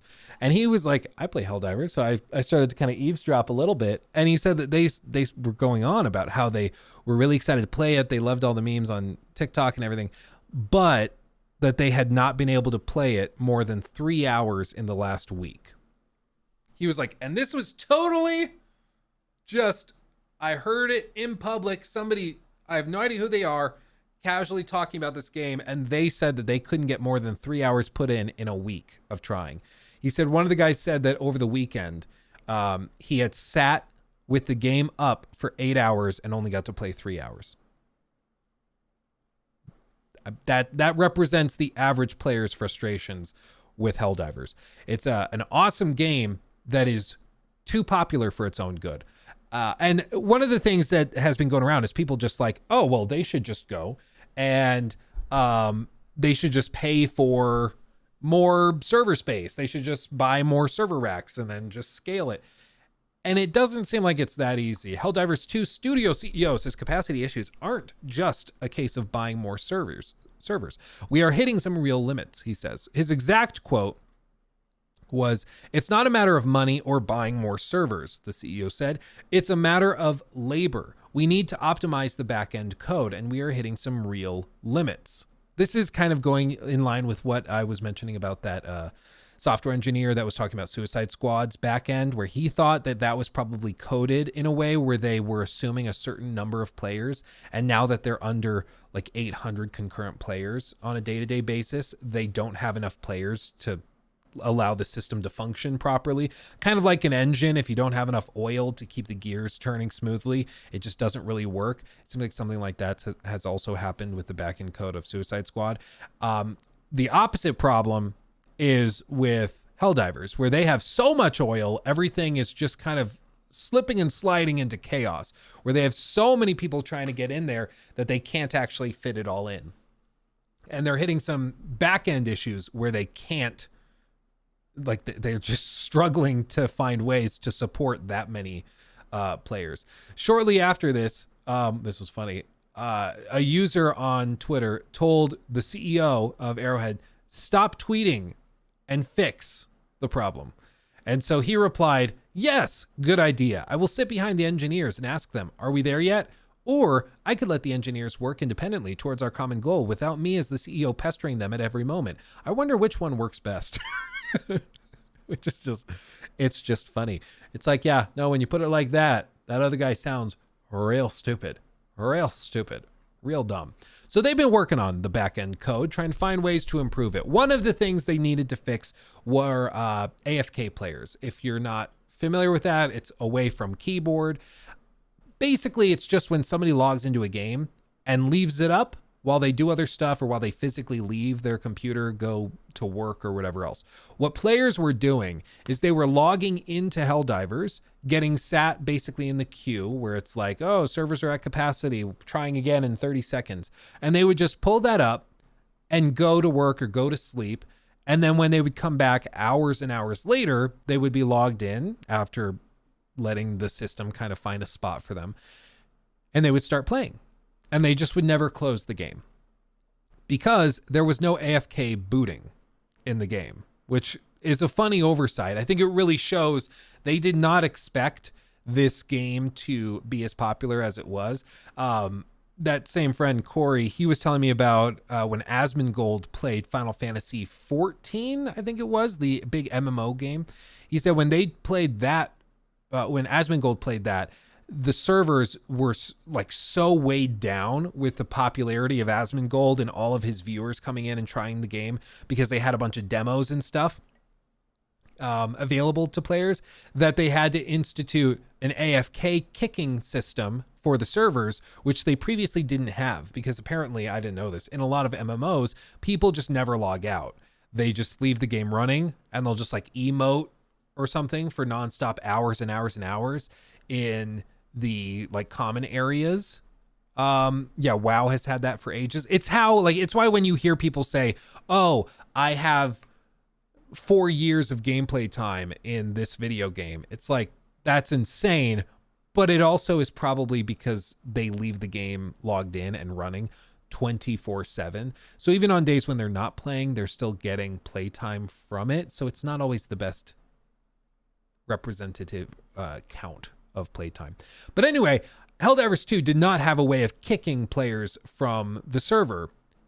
It just didn't. I don't think they expected to have this problem. So they had to institute that fix, and they did that. There is now a patch that will kick you if you're AFK, which is awesome. That's awesome.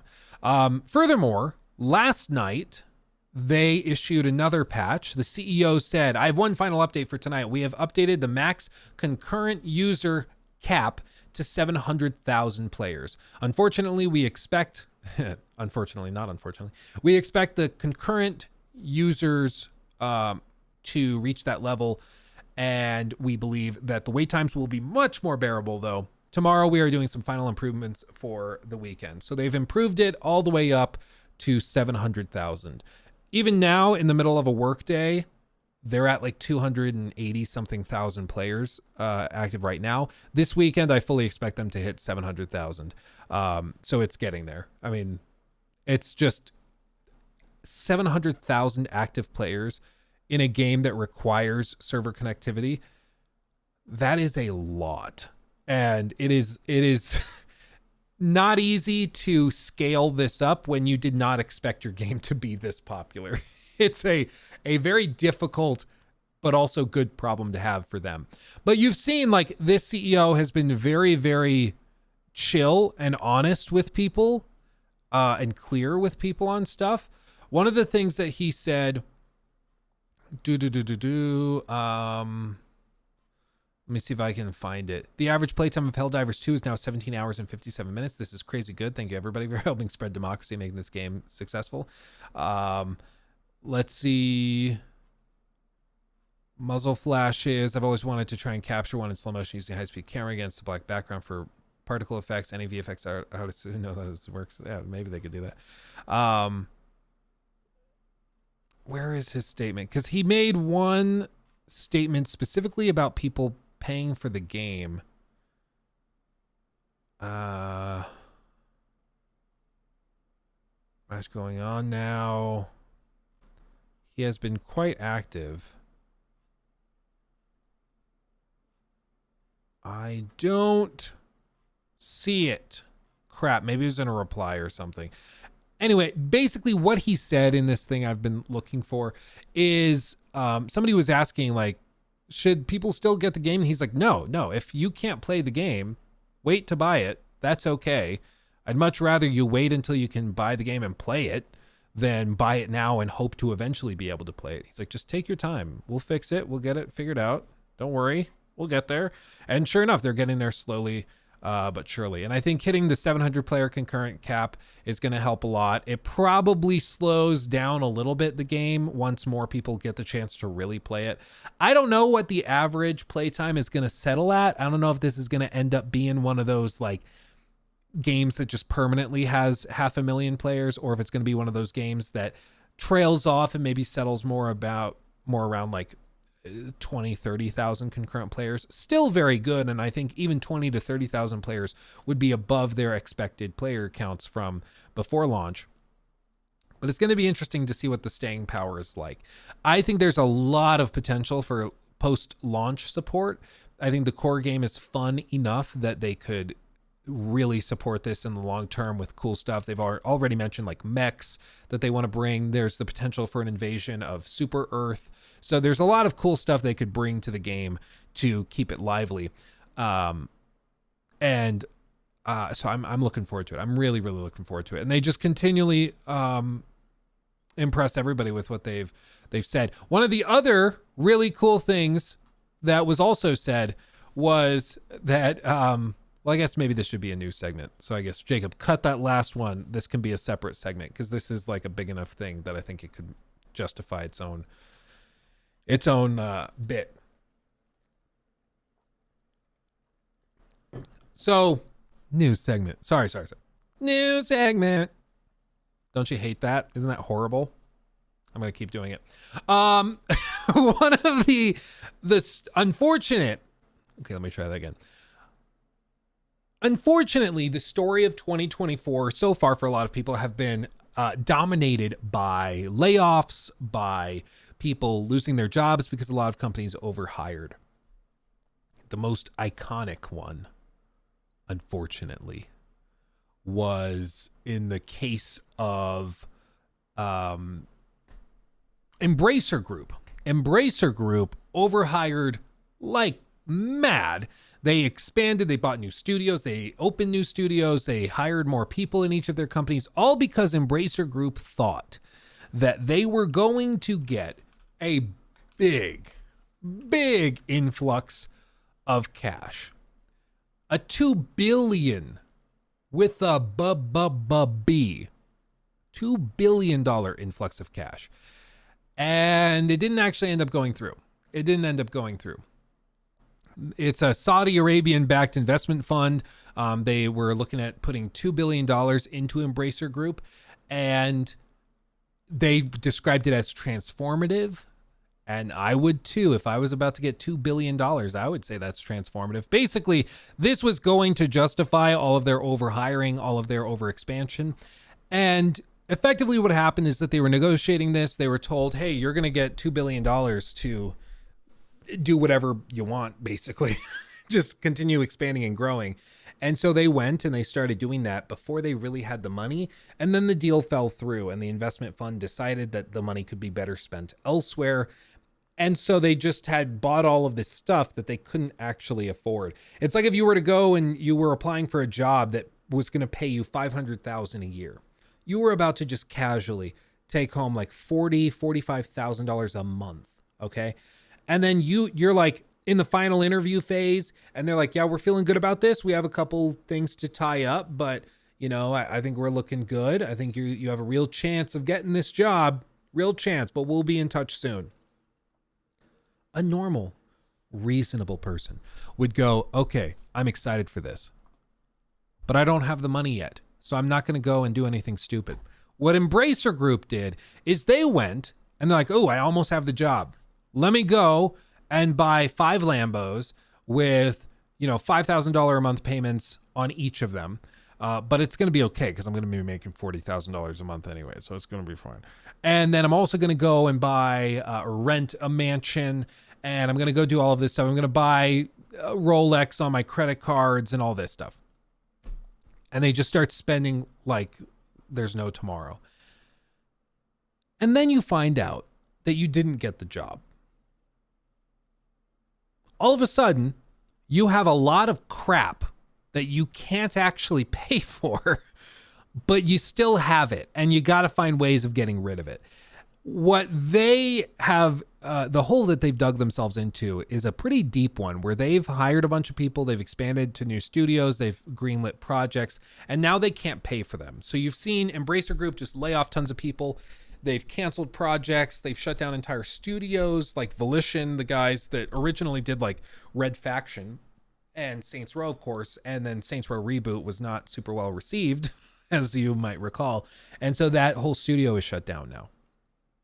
And they have said there's still more layoffs to come through the rest of this year. So they're trying desperately to dig themselves out of that. But at the end of the day, it's still an Embracer Group issue. They are still the ones that screwed up. They could have avoided this if they were more reasonable in their approach, if they weren't so trigger happy with expansion, and now they're suffering. Now they're dealing with the consequences of it. And a lot of people thought, okay, it must just be the way that like executives think about stuff, that they cannot think dynamically enough to realize maybe we should wait till we have the money. We should be more careful and cautious. Maybe it's unreasonable to hire a ton of people. But then we see a story like this. Arrowhead CEO says overhiring would be horrible response to Helldivers 2 success. Arrowhead, of course, being the company behind Helldivers 2, the game has been wildly more successful than they thought. They were probably expecting maybe 10 to 20,000 concurrent players at a time through a platform like Steam. The previous game had about 10,000 peak concurrent, so they were like probably going to be happy if it was going to be 20,000. They're currently raising the player count cap to 700,000. So the game has wildly blown every expectation out of the water. And one of the interesting things about this has been that the Arrowhead CEO has been able to keep that small team, small game kind of indie studio vibe while enjoying all of this crazy success. Specifically what he said was, quote, I want to do a massive shout out to Arrowhead's backend engineers. 4 people 5xing the max of what they designed the engine code for in a week, and we're now looking to go beyond. I don't think you understand what a massive feat this is. It's like turning a Vespa to compete in F1, which is crazy. That's basically what happened. He went on to say, the act of overhiring and then doing layoffs is a horrible practice and a bad experience for employees. What? Employees considering their feelings? What is this? Use short-term solutions for short-term problems such as outsourcing, contractors, or limited time agreements, which is true. Like if there are short-term things, approach it with a short-term mindset instead of like green lighting entire studio acquisitions when you don't have the money. And then when you don't end up getting the money, you're like, oh crap, everybody's fired now. So I want to just tell people there are still CEOs out there that have more level-headed approaches to running their businesses. Arrowhead is expanding, but they're not overhiring. It's not like they're now trying to get to 2,000 employees and like, okay, Helldivers is the new Call of Duty. Let's do it. They're not doing that. If it ends up being the next Call of Duty, cool, but they're not going to jump into it assuming that, because if it ends up falling through, hundreds and hundreds and hundreds of people have their lives upended because they were overly ambitious and chaotic in their decision making. So what they're doing is they're now hiring some people in the short term to help with like engine code and things like that. And then they're also going and they're trying to get devs to help with support of like content updates, bringing in more monsters, bugs, different types of automatons, new mission types, planets, that type of thing, which is crazy. Is Helldivers really that good? The next COD? No, not really. I mean, I'm exaggerating for the point of the, or purpose of the point. Like, obviously it's not just going to like tomorrow be the next Call of Duty and next year they release another one and it's just as popular. I think it's popular because it's not Call of Duty. It's the opposite of that. And so for them to respond to it that way and try to turn it into Call of Duty would be the mistake. That would be the big problem. But they are approaching this much more level-headedly, trying to bring people on with a very clear purpose, They're like, okay, we can afford to bring more people in to help with content, but we're not going to hire hundreds of people trying to turn ourselves into a huge, crazy developer that's going to pump out crazy amounts of stuff, because maybe this isn't long term. Maybe this is just a ton of success we're enjoying in the short term. Maybe this all goes away tomorrow. Let's be more level headed, because at the end of the day, it's not like developers are not just little robots that do your bidding. When you hire somebody and they move to your studio, they're moving their family, they're moving their entire livelihood. They find a new place to live, either renting it or buying it. They're shifting their entire life, many times physically, to work at your company. And for you to turn around and then lay them off in 6 months because the game ended up kind of dying out faster than you thought it would, that is just irresponsible. That could have been avoided, and the only reason you ran into that problem was because you were overly ambitious and a little irresponsibly ambitious, perhaps.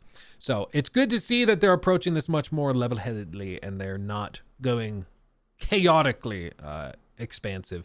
They're just trying to grow and support the game the best way they can without doing it unreasonably. CEO, I missed the part where that's my problem. Pizza time.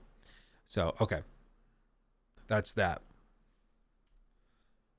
Okay, here we go. Oh yeah, we'll do Final Fantasy VII Rebirth reviews right after this next one I have pulled up. New segment. Okay.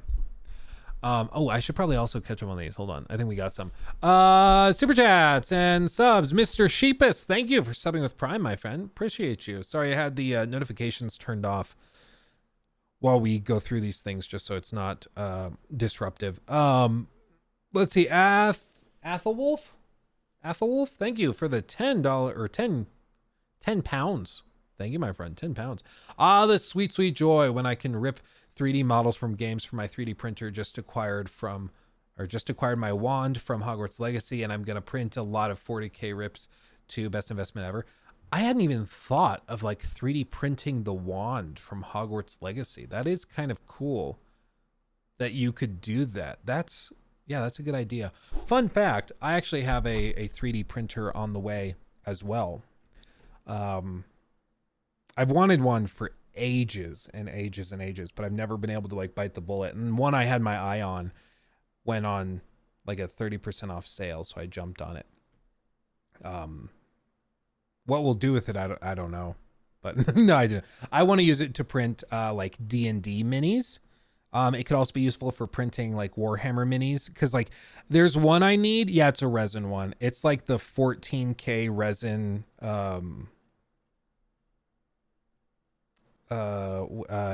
Anycube, is that the brand name? I don't know. I'm new to this, but it's like a 14K mono screen resin. It's a whole thing. But anyway, I got that, and yeah, you paint them with poop. So, like printing the Warhammer models is great, because there are some models, like I need one called the Changeling, and the Changeling thing that I have, there's actually a rule against that. The Changeling model I need, straight up, if you want to buy it and it's like the official model, you can only get it from like painters and people who do commissions, and they're charging $200 for this thing. Normally it's $30 for the model. It's like $30 for the model, which is already a lot, but it's freaking $200 is what they want. And it's been sold out forever. It's outrageous. With a 3D printer, you buy a 3D printer for $200, you can print it and then print anything else you want. Yeah, if you bring it to a tournament, you're screwed. And they won't let you compete in the tournament, but I'm not going to a Warhammer tournament. I don't want to play with guys that have painted their models with poo. You know, we're not doing that. I'm not falling for that. So yeah, anyway, we might 3D print some stuff. I don't know what we'll 3D print, but we'll come up with some fun stuff to do. You wouldn't download a car, would you? You wouldn't steal a baby and then steal a car. Print me a steelbook for a game. I wish you could do that. Jesus. Anyway. So are there, sorry. New segment. Do we have any PlayStation fanboys in the chat? Any Sony ponies? Clippity clopping in the chat. Do we have any? If you are a Sony pony, put your hands up. I want to know because there's some news that just broke that might upset you. Okay? It might upset you. We're here to support you. We're here to love you and care for you. So if you need to talk, we're here. Sony is now testing PSVR 2 support for PC. And you thought Microsoft was bad with like cross-platform stuff. Apparently, they are looking at bringing PSVR 2 to the PC later this year, allowing you to use the headset on PC, which is crazy. While the original PSVR headset got unofficial support for PC, Sony now says it's working on a PSVR 2, allowing PSVR 2 owners to connect the headset to a PC gaming rig. They said, quote, "We're pleased to share that we are actively testing the ability for PlayStation VR 2 players to access additional games on PC to offer even more game variety in addition to the PSVR 2 titles available through PS5. We hope to make this support available in 2024, so stay tuned for more updates." Until now, Sony had been dodging questions about getting the PSVR 2 headset working on PC. We asked Sony about PSVR 2 support for PC a year ago, but the company would only say, quote, "The PSVR 2 is created for use with the PS5 console," and that's it. When we tested the headset on PC last year, it was picked up as a second screen by Windows, but SteamVR did not recognize the headset. Modders have been trying to get the PSVR 2 working on PC ever since its launch with IVRE? I don't know how you're supposed to say that. Attempting to reverse engineer the hardware, we've reached out to Sony to clarify exactly what access additional games on PC means and whether the support will be limited to certain games. We'll update you accordingly. My understanding is that the headset is freaking badass. I mean, I remember watching the Linus Tech Tips video on it, and like the retina tracking or the eye tracking was in many ways ahead of its time. It's something that the Apple Vision Pro is doing now that it does fantastically well. So I've heard the headset is great, but the problem is just there aren't very many games for it. And even since its launch, there really have not been many games. And the ones we've gotten announced at like PlayStation State of Plays and things are all just kind of meh. It's just kind of meh. There's no big game that you need the PSVR 2 headset for. However, if you could bring this to PC, I think that is much more compelling. You could actually potentially justify getting one if you're a PC gamer and you want to play VR games with that. But I mean, the wording is still kind of cagey. They're saying stuff like you can access additional games. What does that mean? I'm not exactly sure. It could mean, hey, it's only PlayStation Studios VR games, or it's only these 5 games that we've given specific licensing for. So it could still be crappy, but at the very least, it looks like they are open to doing it. This is something that also seems like a move coming from the COO, who's the current interim head of PlayStation. He came in, and we talked about it on stream maybe last week, where he came in, reevaluated the PlayStation business model, and was like, guys, this just ain't working. This ain't working. There's a lot of problems here, because he said that the whole business was built around each kind of enclave doing its own thing, and they hadn't really figured out ways to unify everything together to maximize profits. And I think it's kind of like the goal is to have a well-oiled machine where you create this team does this thing and then this team does this thing, and they complement each other, and that helps build this other, like filter into this other trough, and this whole thing comes up. And they just haven't really figured that out. And I think bringing stuff to PC is a great way of doing that. I'm not saying every PlayStation game has to come to Xbox or anything like that, but I do think bringing games like Helldivers to PC is a really good idea, and they should continue doing that. Even day and date, like games from their first party studios coming to PC, I think could blow them up even bigger than they would have been before. I mean, I don't really expect them to bring like The Last of Us Part 3 or anything to PC on the same day they launch it on console, but if they did, I think you could see just the internet explode, more so than it would by itself. I mean, imagine if Ghost of Tsushima 2 comes to PC day one. I think it would blow everybody away. Blow everybody away. Could just be a way or gateway of getting people into the PlayStation 5.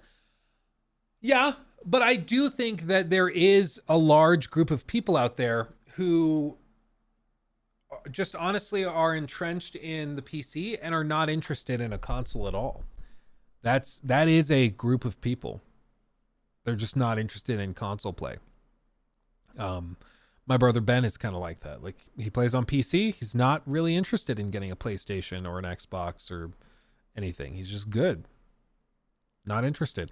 And I think that there's always going to be people like that who they might just have a PlayStation 5 and they have no interest in getting a PC, no interest in getting an Xbox. They just have their PS5. And same with Xbox, just have their Xbox or just have their Switch. You know, there are some people like that, and that's fine. But if Sony can find a way to also get money from them, then that's great. You know, that they expand their business and grow their business in a way that they hadn't before. You know? It's a very little thing, but this is the name of the game for Sony right now, is they just have to find ways to grow the business. And it seems like right now,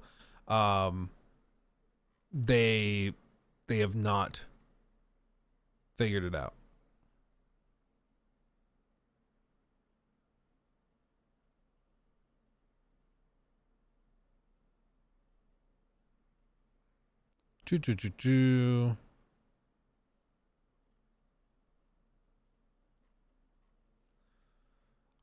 Okay, I can close that down. Okay, Final Fantasy VII.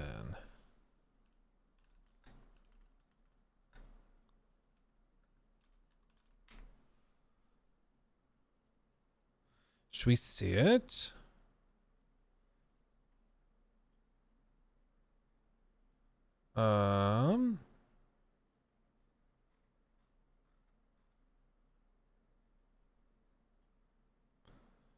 Okay, let's see it.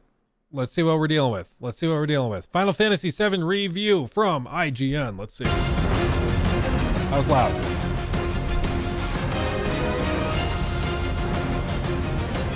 Standing on the edge of Midgar's expressway at the end of Final Fantasy VII Remake, the seemingly infinite possibilities of what could come next left me overwhelmed with a yearning I hadn't really felt from a game before. So in several ways, Final Fantasy VII Rebirth is my... I know he said yearning. It sounded like he said yearning, which I find funny. Wildest imagination made... This is the high quality commentary you can expect from Luke Stevens Live.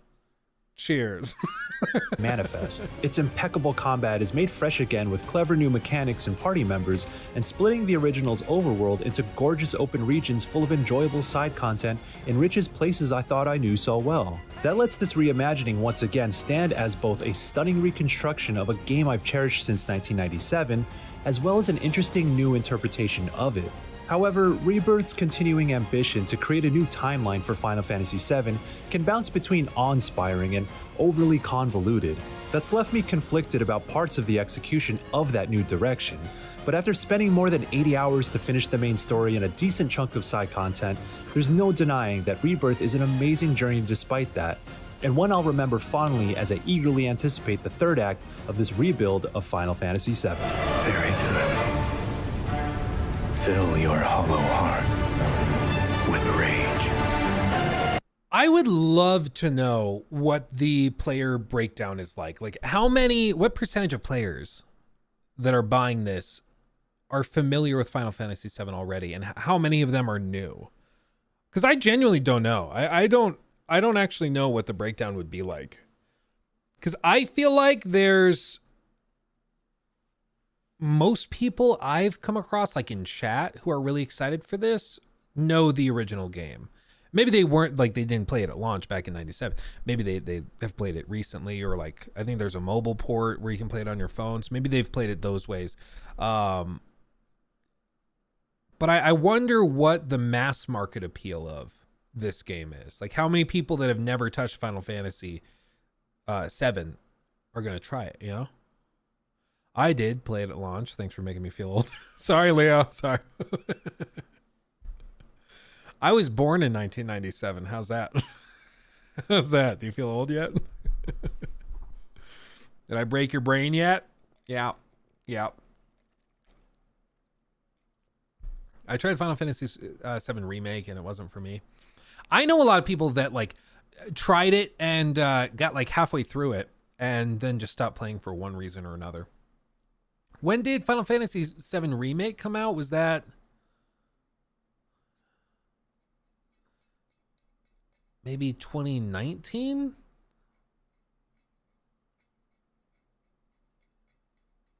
Maybe 2020, you guys are saying? It was 2020?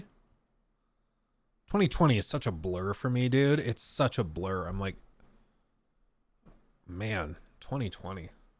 When I think 2020, I'm like Ghost of Tsushima and like not God of War, The Last of Us Part 2. I think Marvel's Avengers came out that year, but that whole year is such a blur. Oh, well, Warzone also blew up during that time, so I think that was the big game that year. But yeah. As soon as I stepped foot onto the grasslands, the first of 6 regions that make up Rebirth, I was stunned by its impressive scale. The cutscene introducing the reformed overworld shows Aerith taking in the beauty of a natural world she'd never seen before, only to have Red 13 remind us that this world is still dying from the inside. But in reality, it's barely hanging on. Reinforcing the It's beautiful, right? And it's about to go to poopy. We need to work together. What are the odds that they combine these games into one big one? I did that with critiques. You guys know, like, one of my most popular videos ever was the Batman Arkham series critique, which is like 3-something hours long. And it's basically just, I took the critiques of Asylum, City, Origins, and Night, stitched them together, cut out the intros and outros of each, and just made it one big video. On my end, I think it was, if I recall correctly, it was like I was bored on a Friday. I had off from work, and I was like, I should just do that, even if it only does like 20,000 views. At least it's more than like 20,000 more than I had. And so I stitched it together in an afternoon. It was like super low effort on my part. Ended up being my most popular video. It just goes to show you, if you don't work hard and you lazily throw stuff together when you're bored, your dreams can come true. It's great. But I wonder if they're going to do something similar here. If they're going to come along and like stitch Remake, Rebirth, and then whatever the next one is together into one gigantic 15-disc PlayStation 6 game that's 300 hours long. Why not, right? Going theme of environmental preservation, and that this is a planet worth fighting for. There's something powerful in exploring each corner of these regions, I love the foliage just to see how density. they've clung onto life in spite of the destructive effect of Mako energy, and there are stories to be told in the breathtaking views alone. And there it was, the first step on our new journey. Of course, a game this massive also comes with a somewhat intimidating world map that has embraced many modern open world design conventions. That includes activating towers to mark tasks on your map, but Rebirth manages to transcend that well-worn trope. As I went from region to region, connecting with people and helping with their struggles, I often found compelling little side stories that uplift its human element. The more I peeled back the layers of all the activities that fill these zones, the more engrossed I got in clearing every icon I could. Sephiroth was in Midgard. We fought him. Whatever happened, he's alive. But why come back now?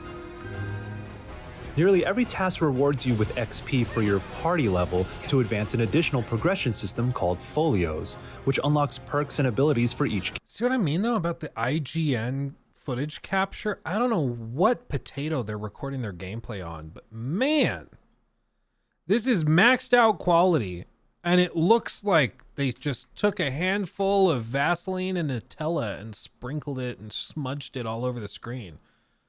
Like, I don't, obviously it's a 1080p video, but still, this seems like really low bitrate for that. They gotta, this has been true of their Dragon's Dogma coverage. They've had really crappy footage.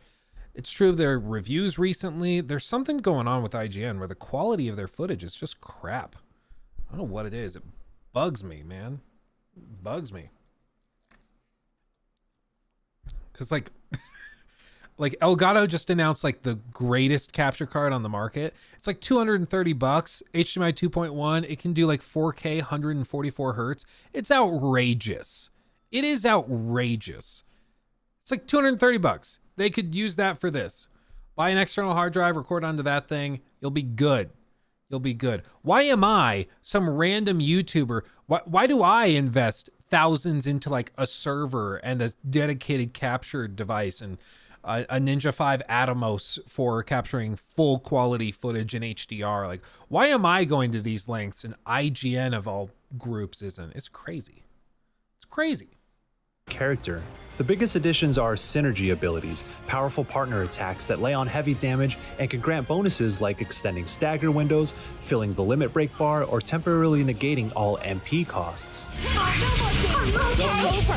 You'll also access synergy skills that can be used on the fly to make combat more flexible. A favorite of mine was having Barret launch Tifa into the air to get her within melee range of flying enemies. Synergies complement an already intricate combat system by filling gaps in the action, making the combat loop more complete, and having party members work in tandem is always charming to see. The returning pressure and stagger systems once again push you towards understanding combat on a deeper level, since stronger enemies won't go down through simple button mashing. Having the tactical foresight to orchestrate an offensive push that exploits an enemy's specific vulnerabilities and the skill necessary to execute it all is so rewarding, and the pressure of aggressive, unforgiving opponents really makes you work for those satisfying moments.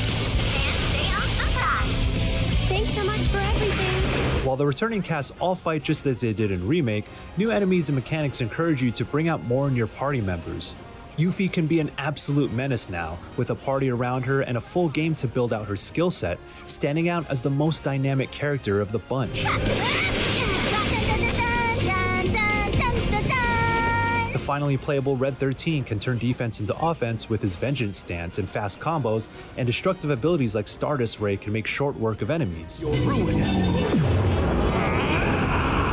Constantly switching between characters and setting them up to play their parts offers both a constant variety in the moment-to-moment action and the satisfaction of playing the field general. However, at times, there was a little dissonance between how your party functions and what the enemy is capable of doing. Certain foes zip around the battlefield at such high speeds that even the targeting system has trouble keeping up, and getting constantly knocked back or caught in multi-hit combos is an occasional annoyance. Thankfully, these brief moments of frustration never overshadow the soaring heights Rebirth's combat reaches. With enough practice, preparation, and wits, even the hardest battles are a thrill to conquer.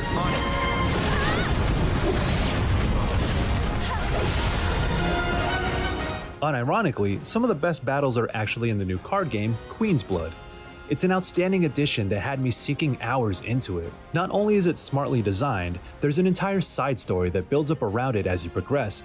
I love me a good in-game card game. Maybe that's just like me being weird. I don't know, man. I love me a good in-game card game.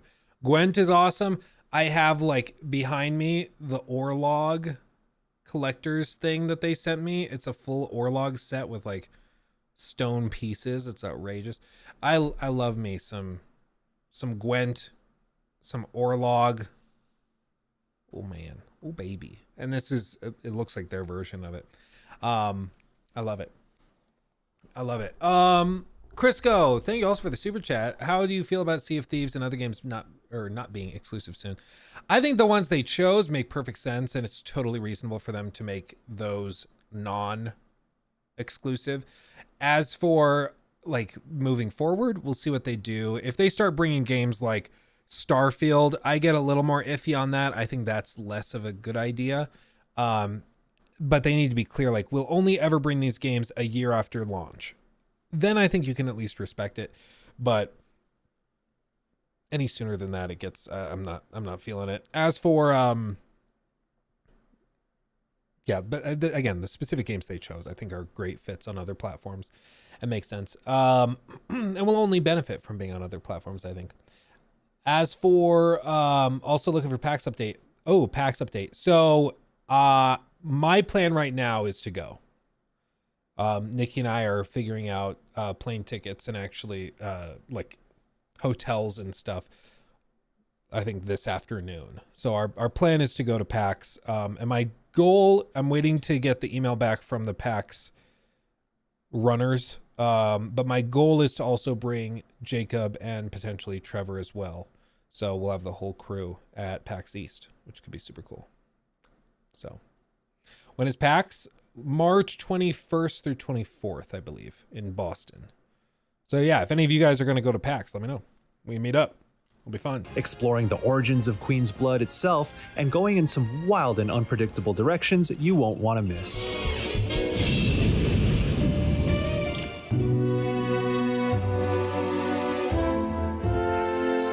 While the larger story Rebirth tells is a heart-wrenching and compelling one, it does take a while for it to initially come into focus. After opening with the hard-hitting flashback of the tragedy at Nibelheim, Cloud and Tifa's hometown, you'll spend a lot of time getting acquainted with the flow of the open regions and their many diversions, in between a handful of critical plot points. By front-loading a lot of those diversions and minigames, it can lose the thread of what Cloud and the gang were even supposed to be doing in the first place. Don't get me wrong, many of these activities are a joy in their own right, and a few of them make for memorable moments of levity, but a little restraint could have helped keep the focus on the parts I cared about most. For as cool as the Junon marching minigame and the Queen's Blood matches are, there's also the occasional slow-paced crate-moving puzzle or a stealth section to unlock a region's chocobo to bog down the momentum. That said, these are ultimately small blemishes on what is largely a fantastic revision of Final Fantasy VII. And if anything, the more robust minigames capture just how goofy the PS1 classic always was, and leading into that absurdism works wonders for staying true to its identity. Rebirth manages to strike a delicate tonal balance as well, which is impressive for a story full of darkness and sorrow. The planet's very existence is at risk, with Shinra's destructive nature and Sephiroth's calamitous ambitions looming. The smoke rising from the rubble is reminiscent of a funeral pyre. Cloud himself is a broken man, an unreliable narrator, and a complicated protagonist, and in the highest fidelity of modern tech, his slight but telling mannerisms speak as loud as anything he said in the original script. Nearly every party member has their moment to shine in this arc of Final Fantasy VII, and through impeccable cinematic stylings and top-tier voice performances, the cast teetering between hope and despair is on full display. Sorry we're late! For the love of... Where the hell have you two been? On a date. Baird's backstory was already unforgettable, but there's a newfound authenticity to the struggles he faces and painful resolutions that await him. Those modern qualities, along with the reimagined script, give additional depth to Red 13 and round him out as a more complete character too. Aerith becomes an emotional leader, and the relationship between her and Tifa grows stronger and more believable as they confide in each other and bear the brunt of Cloud's baggage. So, did something happen between you and Tifa? So much. Rebirth is often cheesy in its writing and revels in its melodrama, but that's part of its charm. Inside the cloying displays of friendship and the theatrical pleas to protect the planet are undeniably genuine messages about how we carry ourselves in our own lives. That tone lets this particular brand of storytelling strike a chord as effectively as it does, elevating Rebirth above many of its contemporaries. We're taking off! What? Rebuilding Final Fantasy VII's story for a new generation has also come along with the theme of defying your supposed fate, which was made explicit toward the end of Remake with the convergence of alternate timelines affecting each other.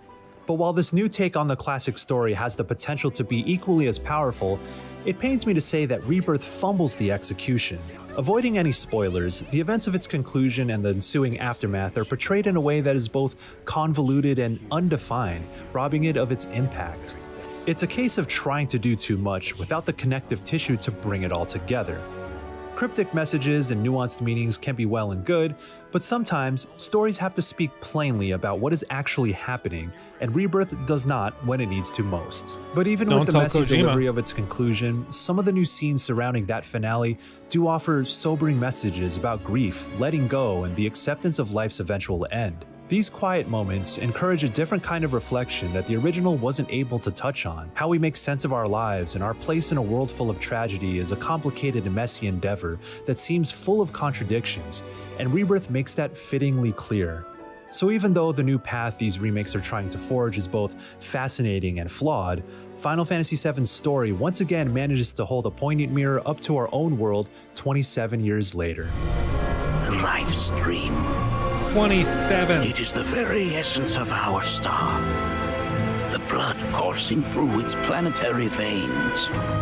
Final Fantasy VII Rebirth impressively builds off of what Remake set in motion as both a best-in-class action RPG full of exciting challenge and depth, and as an awe-inspiring recreation of a world that has meant so much to so many for so long. After 82 hours to finish the main story and complete a decent chunk of side quests and optional activities, there's still so much to be done, making this pivotal section of the original feel absolutely massive. Minigames, side quests, and other enticing diversions fill the spaces of its vast and sprawling regions, painting a new and more vivid picture of these familiar locations. But more than just being filled with things to do, Rebirth is often a powerful representation of Final Fantasy VII's most memorable qualities. It does fumble the execution of its ending, getting caught up in the mess of its multiple twisting timelines, but new moments and the overarching journey manage to evoke a deeper sense of reflection in spite of that.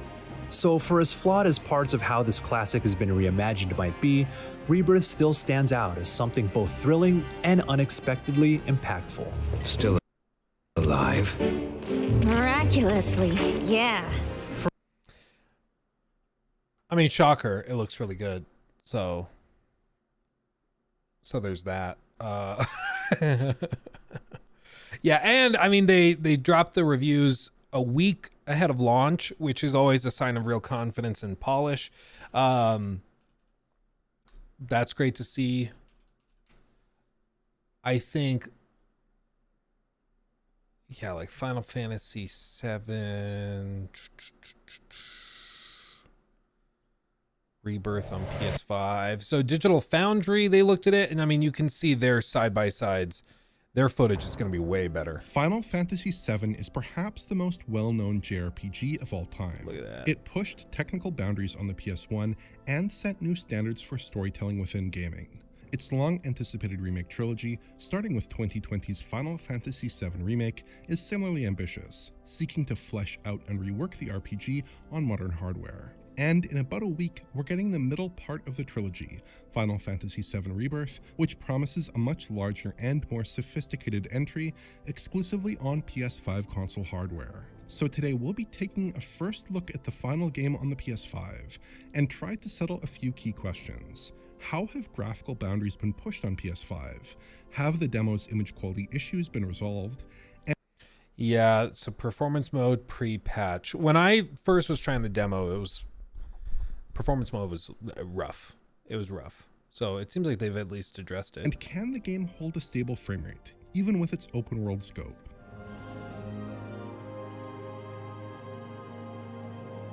Already, their footage is so much better. It's not even This funny. video is more of a preview than how a much sharper typical everything is. in-depth Jesus. coverage we'd like to deliver.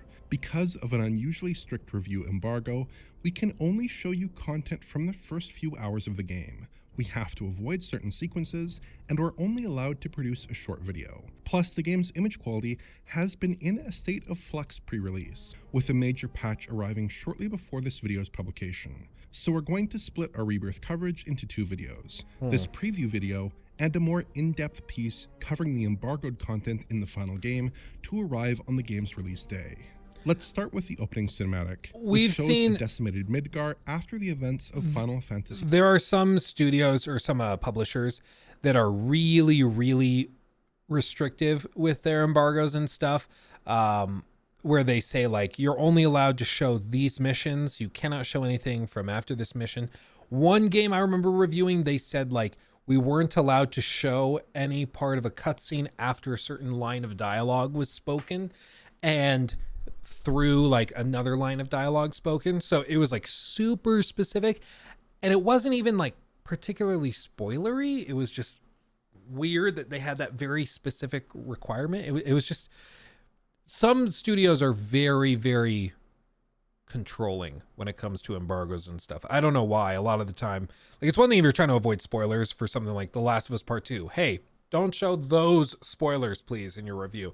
Other companies, it's always really weird. It's like, don't show them talking about this city because this city might be a spoiler for a future game that we don't want people to know about before the game comes out. It's just weirdly restrictive.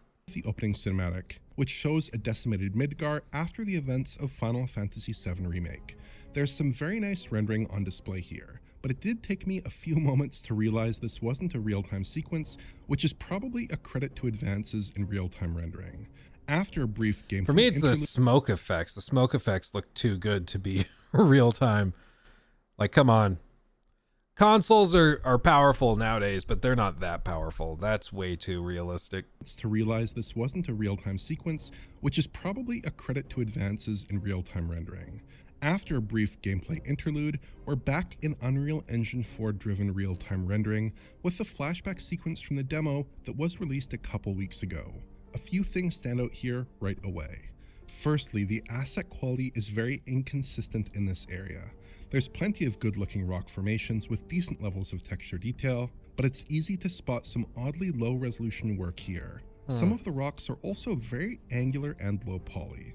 This whole climbing sequence looks inconsistent and a bit strange, and not quite up to the level of quality we'd expect from a modern big-budget game. To Square Enix's credit, there's lots of ground clutter and these scenes do exhibit a good amount of density, but the overall fidelity just isn't quite where it should be. It is weird that it's so inconsistent, because in some cases you have rocks that look pretty good next to weird porridge dried on a paper towel. Like, it's really weird. Really high quality, low quality. So it's like they forgot to go back in and replace the placeholder assets or something. It's just weird. Environmental lighting is also a bit hit or miss.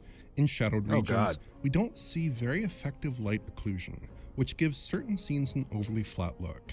You end up with an impression that certain areas are glowing, or that some objects are floating, without the kind of lighting accuracy many current-gen games strive for. Both of these issues, the asset quality and lighting problems, were present in 2020's Final Fantasy VII Remake, and it's disappointing to see that improvements haven't been made, at least in the Mount Nebel area.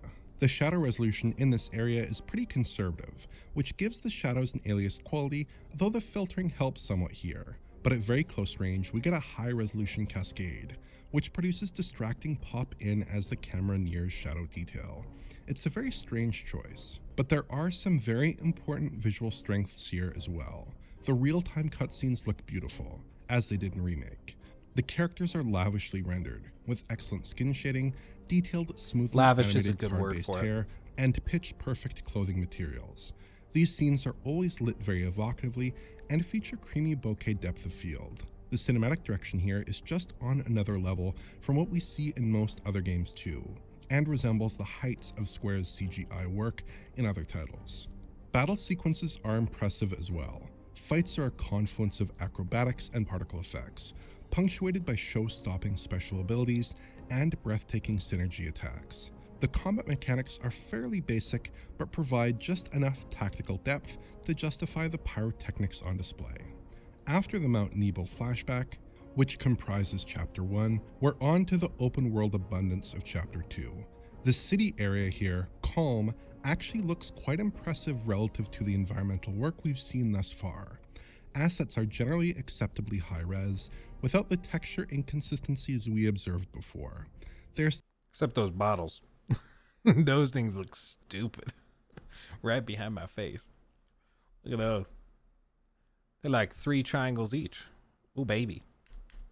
I mean, again, if you play this game and your takeaway is like, the game's great, but the bottles are low poly. It's like, you're never going to like it. It's not a big deal. High-res, without the texture inconsistencies we observed before. There are still some slightly questionable textures in the mix sometimes, but the overall asset quality is reasonably high, and scenes are dense with detail and pedestrians. Lighting quality sees a bump too, with finer grades of pre-calculated shade in shadowed regions. Again, it's nothing revelatory, and I did manage to spot a bit of light leak here and there, but the city is quite nicely lit overall. On the whole, it's a huge upgrade from Nibelheim, which looked almost generationally worse. And then when we step out into the open world for the first time, which is introduced with an absolutely stunning real-time cutscene with striking shots of the principal cast and pans of the coastal landscape, the game starts to look much more impressive. The level of environmental density is clearly a step beyond most last generation efforts, with abundant, lush greenery and impressive geometric detail. Those errant textures that gave off a poor first impression are mostly absent here, and the landscape looks consistently good. The lighting still isn't perfect. It makes me wonder if like they really prioritized these areas for polish because they were like, hey, this is where a lot of the review footage is going to come from. This is where a lot of people are going to spend their time really nitpicking and stuff. But like, it is still so surprising to see something from the beginning of the game with a lack of polish. Because in my experience, especially during review periods, it's the early game stuff that gets polished like crazy. Because they're like, okay, people are going to pay a lot of attention to the first 5 hours of the game. Later stuff we can work on when we get there. But, you know, we'll focus on the early game. So it's just surprising to see later in the game is more polished than early. Low-lying grass and weeds don't seem to occlude sunlight at all, giving them an overly flat look. Shadow resolution is also pretty middling in general, with a higher res shadow cascade at very close distance. But the prior environment... It's weird that it renders the shadows in a higher resolution when the player character approaches that spot instead of when the camera gets closer. You know? It doesn't really make sense that as Cloud gets closer, the resolution of the shadow gets higher, but as he moves away, it drops. I don't really understand why they would do it that way. That's just a little weird. It's a little weird. All I can think of is imagine this game running on like a 4090. Just imagine this game with each of these pieces of vegetation casting shadows and stuff. Oh man. But the prior environmental woes we saw before aren't nearly as much of a problem. Maybe it is the camera, but why did it take... It's still like that right there. You see these shadows get way sharper when the camera gets close to the tree. Through chapter 2, and the game generally looks very nice. It's just a weird its first choice. 2 chapters, Final Fantasy VII Rebirth is a good-looking game, albeit one with certain characteristic visual flaws that do emerge in some scenarios. It's definitely a step beyond its predecessor, but it isn't making a lot of use of current-gen exclusive rendering tech. Rebirth ships with 2 visual modes, a performance mode which targets 60 FPS and a graphics mode which targets 30. In terms of basic settings, these 2 modes are essentially identical, with little to separate them beyond resolution metrics. But there's something curious going on with the performance mode, which has just changed in the last day. People who have played the demo might be familiar with the problem here. The performance mode in the demo code looked overly blurry to many players, which actually remained an issue with the initial code that we were provided. It looked very soft, certainly softer than the resolution, which often hovered around 1152p or so would suggest. As of the February 21st patch, this issue has been addressed, though with mixed results. The game's bicubic or bilinear upscale to 4K has been replaced with something that looks reminiscent of a nearest neighbor technique. You get extra image sharpness, but you also get visible pixelation all across the image. So image quality comparisons between the 2 modes are a little more interesting than usual. The graphics mode has extra image detail and none of the distracting pixelation present in the performance mode. That's the really graphics weird. mode can look 4K-like on some details, while at other times it looks more like 1440p, though the actual internal resolution is usually at or near 4K. Perhaps this is a sign of lower resolution post-processing getting in the way a bit, which would help explain why the performance mode was so blurry before. Frame rates are good across both modes at least. The graphics mode presented a near perfect 30 FPS across the content I tested, with no variation outside of a very occasional dropped frame. Open world traversal and combat generally sailed by at a straight 30. The game still looked a bit choppy though, as there's no camera motion blur applied to the image. I think Rebirth would look a lot smoother with a healthy bit of per pixel blur on camera movement. The performance mode operates at 60 FPS the vast majority of the time, which is a solid achievement for an open world Unreal Engine 4 title. But the game does have a tendency to drop frames from time to time, with the most prolonged dips occurring during intense fight sequences and when traversing in Nibelheim. Sprinting around Calm, you see the occasional dropped frame or 2, and open world traversal at speed sometimes induces a dropped frame. Most of the time it's right at 60 however. Rebirth is mostly in good shape here, though I do wish the image quality issues in performance mode had been addressed in a different manner. Solving whatever bugbear is causing a softer than expected image should be top of mind here, as the scaling solution Square Enix has gone with is unsatisfactory in my opinion.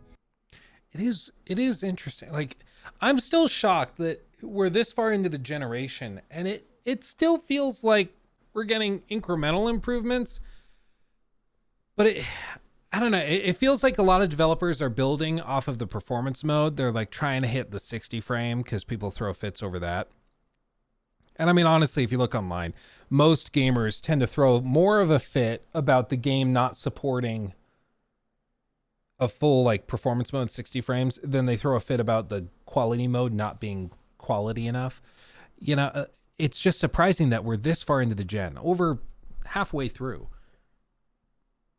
And it really doesn't feel like we've seen many games take full advantage of the hardware, you know? Like performance mode, he said, I think was 1152p.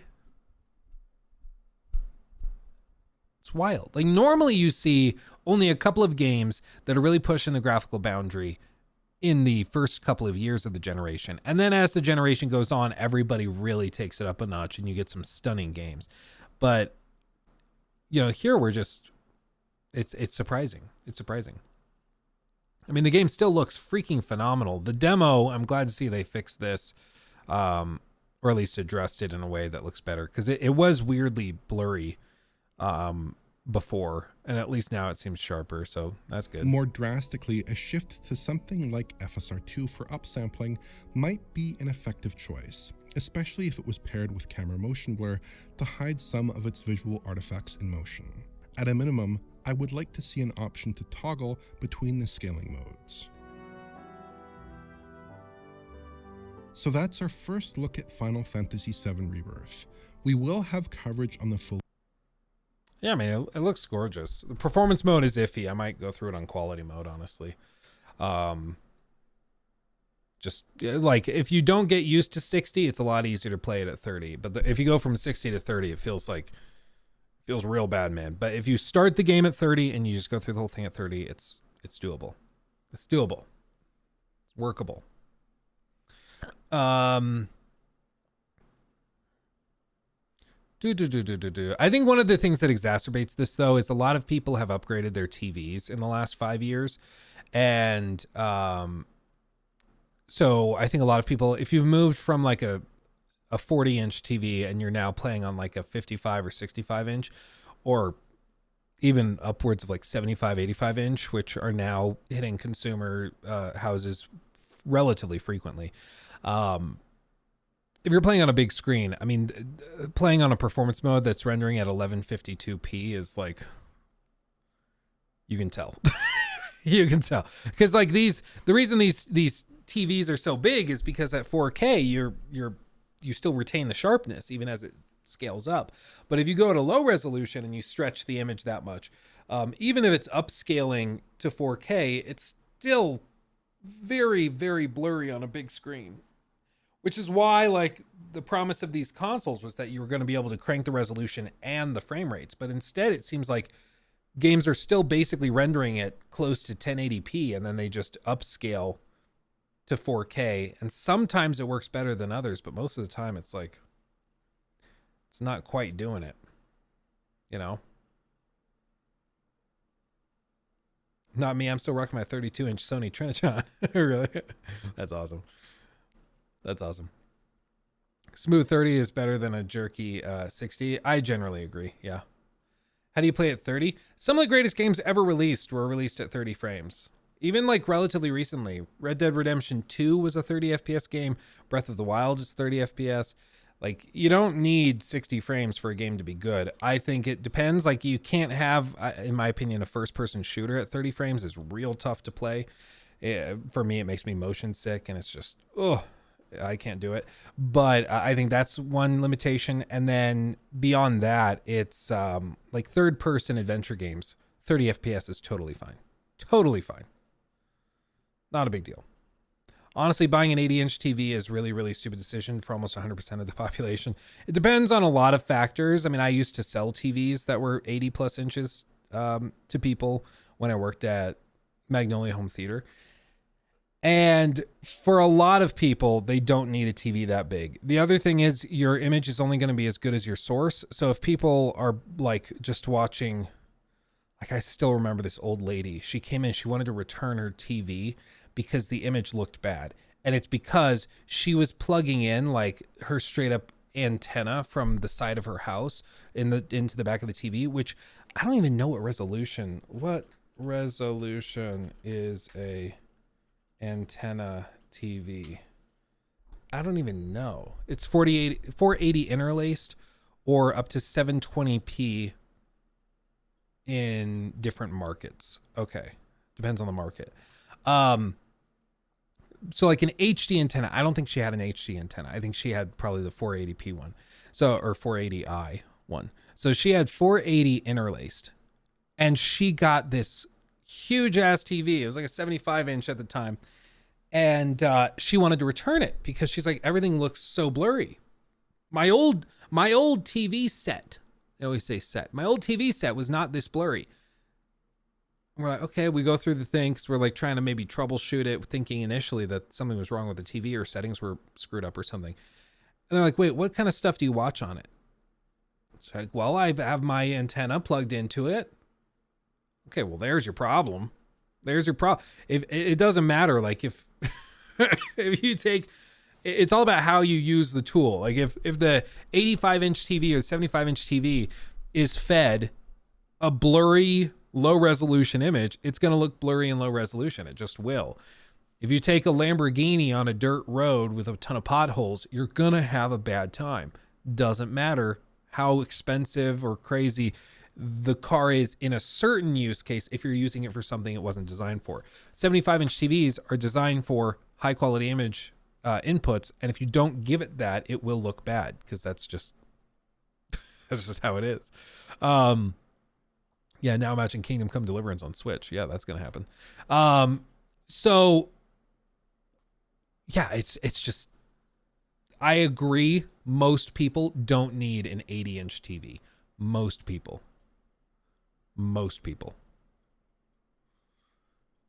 If you can do it, great. If you can do it, great. But I will say, like, it's a blessing and a curse. Upstairs in like our home theater room, we have a 110 inch screen with a short throw laser projector thing. And 110 inch screen, I'll tell you what, performance modes look pretty blurry. Look pretty damn blurry on that. You know, like I'll play a game down here on this monitor on performance mode on PS5 and it'll be fine. It's like, yeah, it's a little blurry, but whatever. And then you go and you boot it up upstairs and it's like, oh my God. Because, you know, basically each pixel at that point is like an inch. And so you're just like, oh shoot, this is outrageous. Playing the Switch up there, that's real rough. That's real rough. Oh man. It is nice though. I'll tell you what, because that screen is so huge. No joke. You can play like Call of Duty Zombies, like Black Ops Zombies, and you can do 4-player split screen. And each player's quarter is the equivalent of a 55 inch TV. No more of these like game nights where, oh no, I'm on the bottom left, so I can't see very much. No, each player has so much screen real estate. It's like they have their own 55 inch TV. It's that stupid. So whenever, you know, it's like, okay, maybe there's downsides to getting a screen that big. Then you remember that. And it's like, oh wait, yeah, 110 inches diagonally. Half of it would be 55 inches. So each player basically gets a 55 inch TV. Makes sense. Checks out. Yeah, each quarter is your TV. Yeah, basically. That's why it's totally outrageous. It's outrageous. There's no doubt about it. Shame you're not into sports. That would be dope. Yeah, it would be, I guess. I offered to host a Super Bowl party for some friends, and they decided to stay back and play Helldivers instead, which is totally fine. But yeah, I was like, hey, I'll host the game. Everybody's like, no, we'll just play Helldivers, put it on in the background. Okay. Okay, where are we? Why is it not blurry for movies? Because if you have a 4K movie signal, then it's not blurry. If you have a 4K high quality source, it's okay. Like then it blows up and it's totally fine if you sit at a normal distance on the couch. But if you try to feed it like a 1080p signal or 720p signal, it's gonna, I mean, it's gonna be pretty blurry.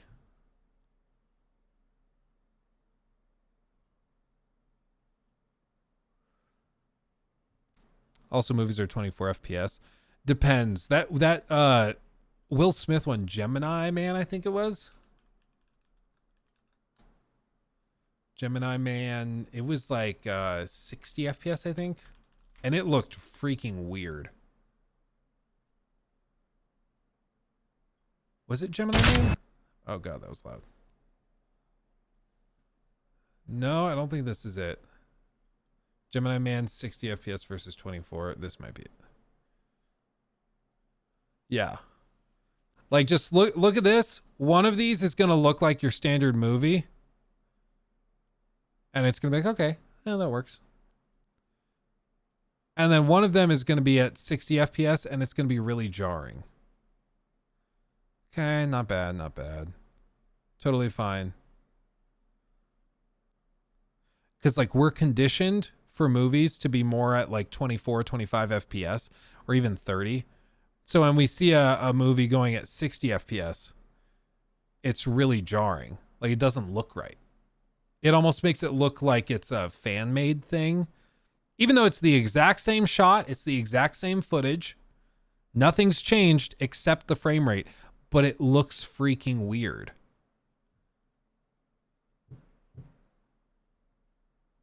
It's one of those things where like for movies, it's not always about just like the better frame rate because it doesn't necessarily pay off. Like I remember, yeah, almost soap opera-y. Yeah, it's, I think also there was a case with The Hobbit. You guys remember The Hobbit when that came out? They filmed The Hobbit in 48 FPS. So they just did the double of 24. And that I remember reading stories. I wonder if I can find it.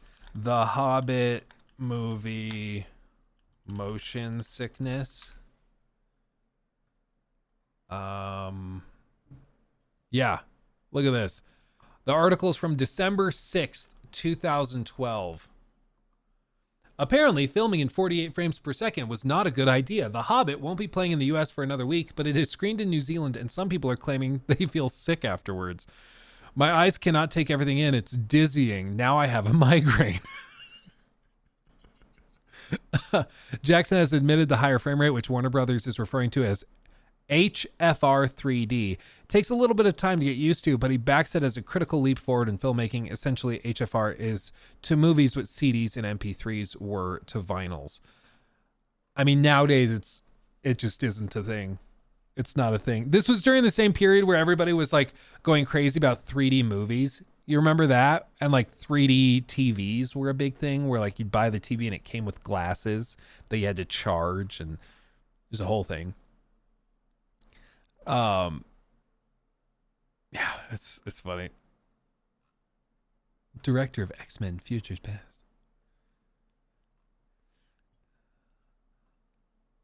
Just funny. Like 2012, over a decade ago. And they're like, oh, the higher frame rate makes me sick. Makes me sick. Oh, 3D is the future. Yeah. Not gonna lie, 3D TVs would be cool now. Well, nowadays, there were like active 3D glasses and there were passive 3D glasses. The active ones had to be charged up because they would basically like do this weird thing where it would almost like alternate which frame you were allowed to see, like your brain could see. So like polarize it in real time. So like the display would basically flicker at a certain frame rate, but it would alternate it with the polarization. So each frame you would be seeing a different one. But it would happen fast enough that your eyes would think it was just seeing a smooth image or a smooth video.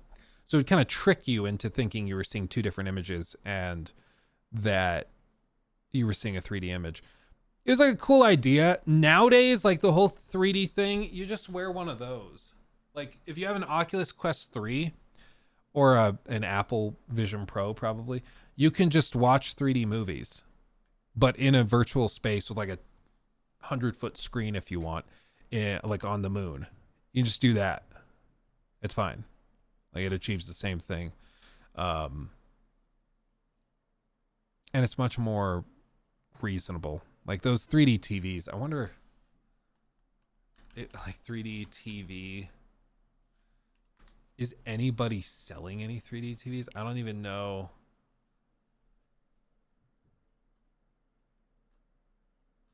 I don't even know if anybody's doing it anymore.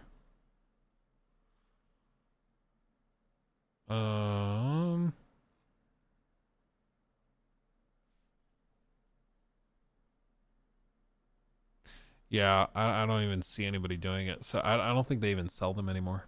I don't think it's a thing. Curved TVs were a thing for a bit too. Does anybody out there still have a curved TV? That was everywhere. Like 2016, 17, curved TVs were the new hotness. Then they kind of died out. People just weren't willing to pay that much more for it. So then everybody started doing OLEDs.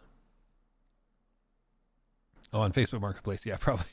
My mom had an early gen 3D TV for a while. It wasn't perfect, but it was kind of cool. That's the whole thing, is it's kind of like the VR headsets where it's like, yeah, it's kind of cool. And that's the extent of it. But a lot of the time people would still just be like, I just want to watch my show. I don't want to have to put on special glasses, you know?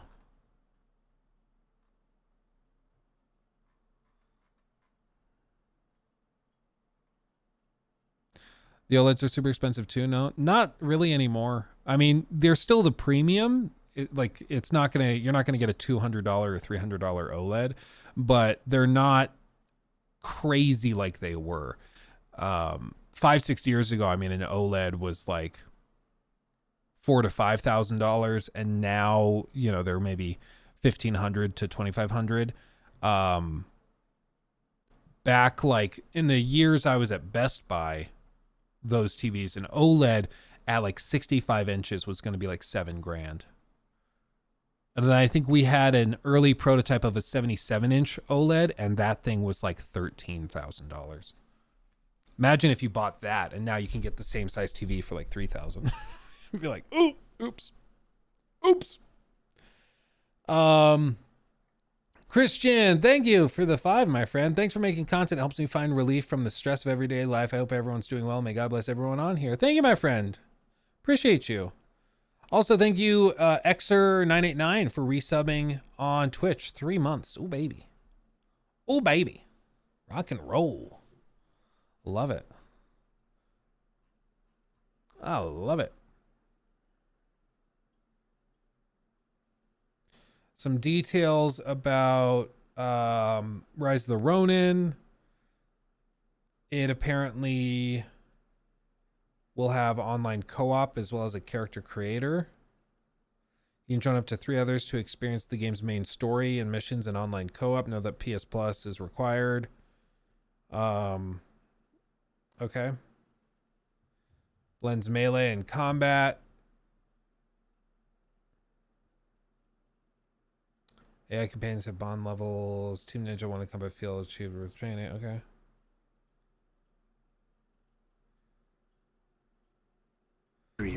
Should we see if this looks better than the other one we saw? We can do that. Jacob. New segment. There we go.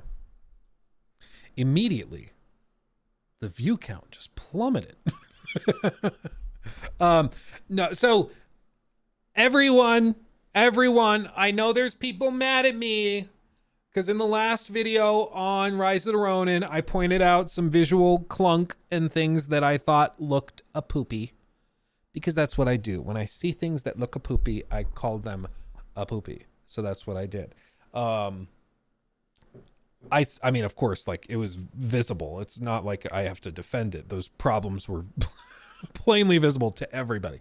I'm hoping that they've made improvements, and they just dropped this, The Fight BTS, revealing some more information about the game. So I'm hoping they've made some strides, and maybe the game is looking even better than it was in that older footage. So let's see, because of course, if it looks better, then we can be, dare I say, hyped about the game. No, you should never be hyped. But we can at the very least then be more excited for it because it will alleviate the concerns about performance issues.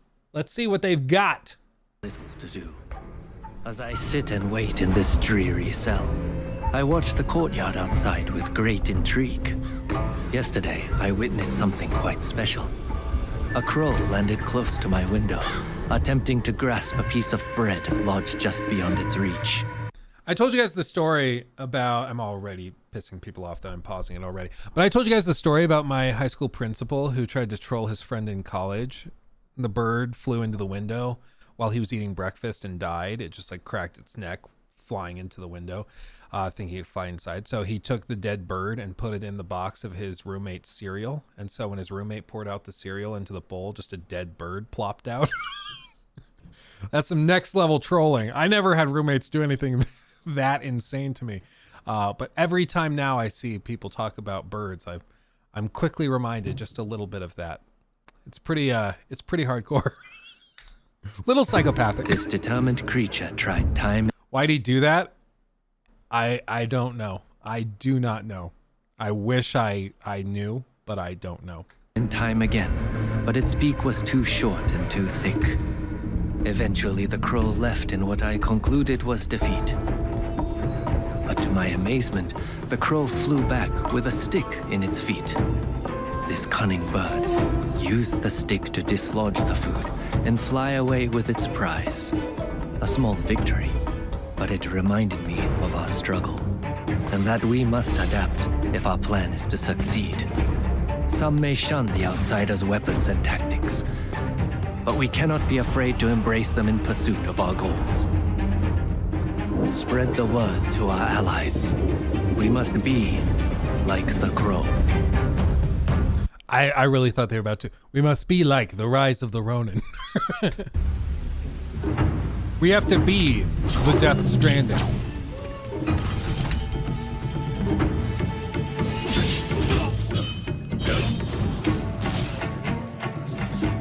Action remains at the core of Rise of the Ronin. It is the culmination of our previous work on action games as Team Ninja.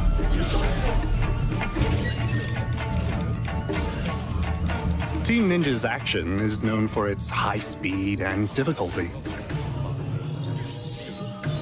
We feel it's part of the player's expectations as well.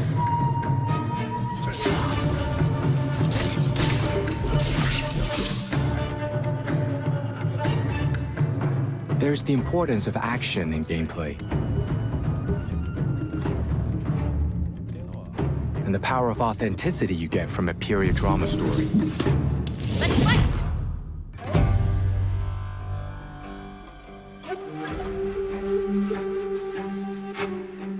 Whilst I was visiting places such as Shokusenjuku or Meirin-gakusha, I realized how locals were truly dedicated to their studies at the time.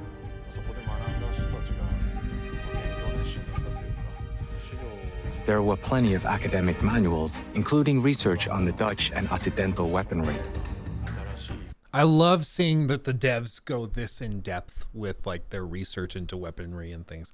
I find it so fascinating because I appreciate it. Like the game is not just, it's a sword, give him a sword and let him hit stuff. Like they actually go through the process of figuring out what it looks like, how like the exact dimensions, how you'd have to move with it, all those little details. I think it's super cool.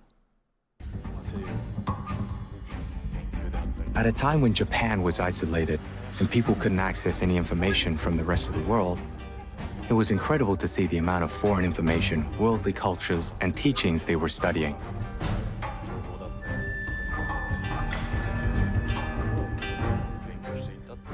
They then put this to good use in order to build Japan's future.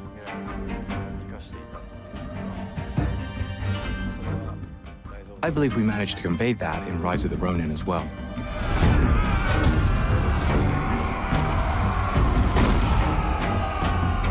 Looking at the Bakumatsu era, there were many philosophers with different schools of thought. They can be split into pro and anti-shogunate ideologies. These ideologies fought and contrasted with each other. The goal was to look at how this fight would translate in the action, which weapons and fighting styles would be adopted, and first of all, why that fight was happening. Ready yourselves!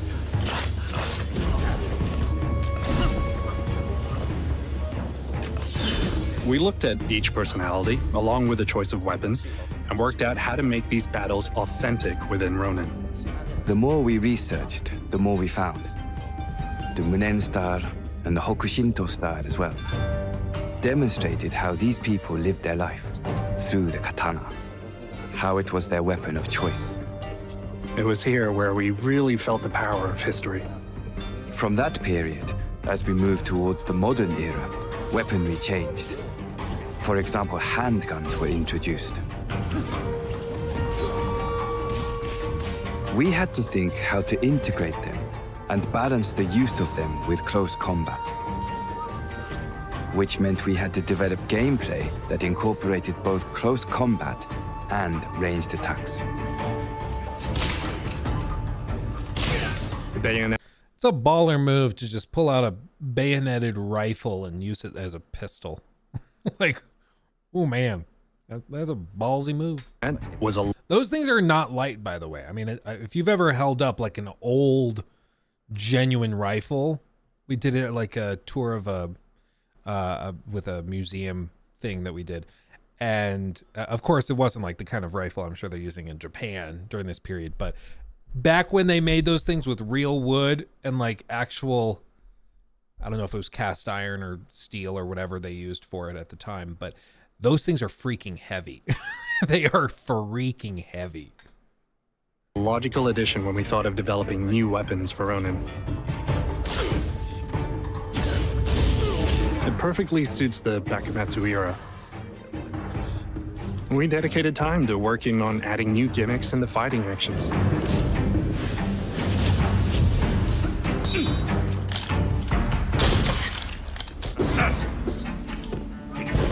This game is completely original.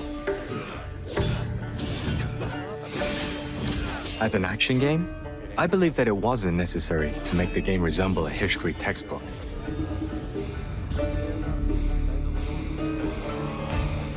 It was about creating a reality that was totally plausible in Rise of the Ronin's universe. The team would either agree or disagree to several ideas each day to crystallize what was possible in this game's universe.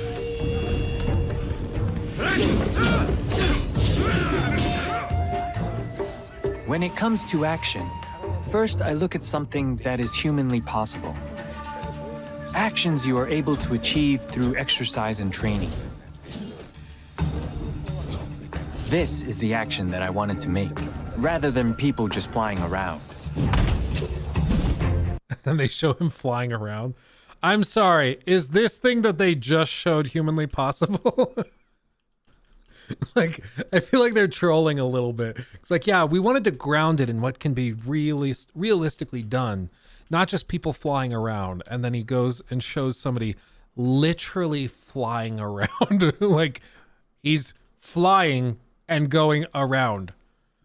Pole vaulting with like one hand from a standing start and no run up? Come on, dude. You're telling me a human being can do this? Somebody find me a clip right now. Find me a clip right now of somebody standing still and then just casually pivoting and with nothing but their delts shoving themselves 15 feet in the air. Like, it's cool. As a video game, that's awesome. I just find it funny that literally the moment after he finishes saying, we don't want people flying around, they show somebody flying around. It's just funny. It looks badass though. I think, again, like this game, the combat looks sick. And these guys, if you know the devs, they know how to make a compelling combat system. So I have no doubt that this is going to be great. My only concerns have been tied up in technical performance, because a lot of the stuff that they have shown are like, there are some concerning little bits, especially when they go into cities and are like actively exploring. I think the glider looks really weird the more I see it. But the game could still be great. I still would predict it's probably like an 8 out of 10. It's probably a good game, but it's held back by some technical difficulties, which is also something the previous games have struggled with before. I wanted to explore what is possible for humans to achieve after long years of dedicated training.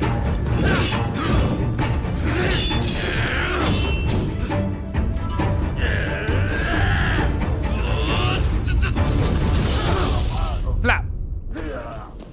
I need a game where every time they do something crazy and cool, they go brah, brah. That's what I need. Tag along with me, will you? Will you? What we insisted on most whilst building Rise of the Ronin story was creating a bond system. We looked at the bond you create with other historical figures. Then they can either help you or become opponents. Won't lay a finger on me! Depending on the people you take with you, this will also affect the techniques you can use too. Having a certain character with you will bring something unique. Bond bonuses. So fated intelligence points +1, style master, Rio master, Shintamuna and Mira master. Okay. Interesting. There's always a lot of depth. It also allows for unexpected combinations that might prove to be worthwhile. You can switch between characters as well. That's cool. See, It was a lot of work to create the system, but it was definitely the right thing to do. See, that's cool. There is also the ability to read an enemy's moves to your advantage that is unique to this game. This is demonstrated through the Counter-Spark system.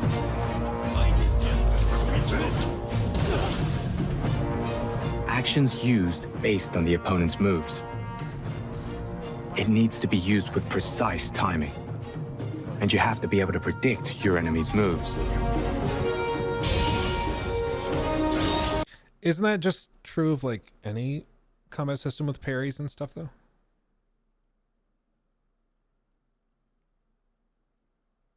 Right? Like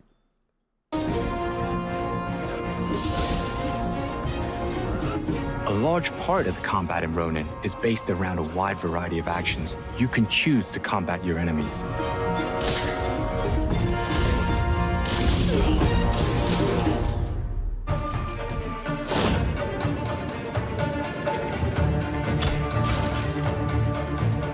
It was essential for us that the player gets positive feelings from the action, to feel the battles, and for the enemy actions to look cool.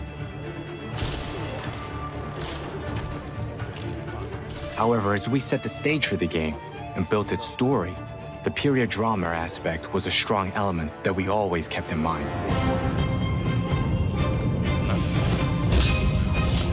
See, there's moments like that where I think the game looks pretty good. Oh, rewind, come on. Come on.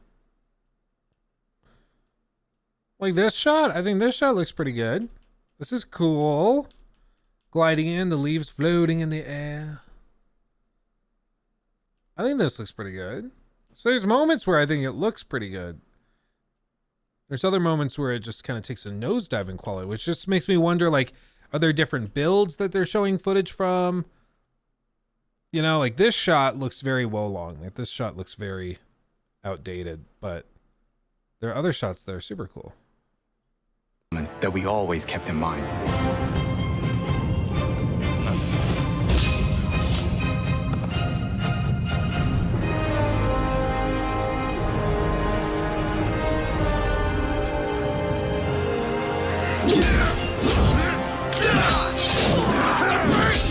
This nation is in your hands!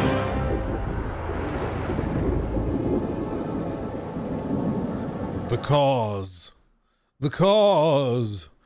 Yeah, I mean, it's one of those things where, like, if you play this game and you're like, it's great, but the poly counts on some of the rocks and stuff are low. If that's your takeaway, then you probably were never going to like the game.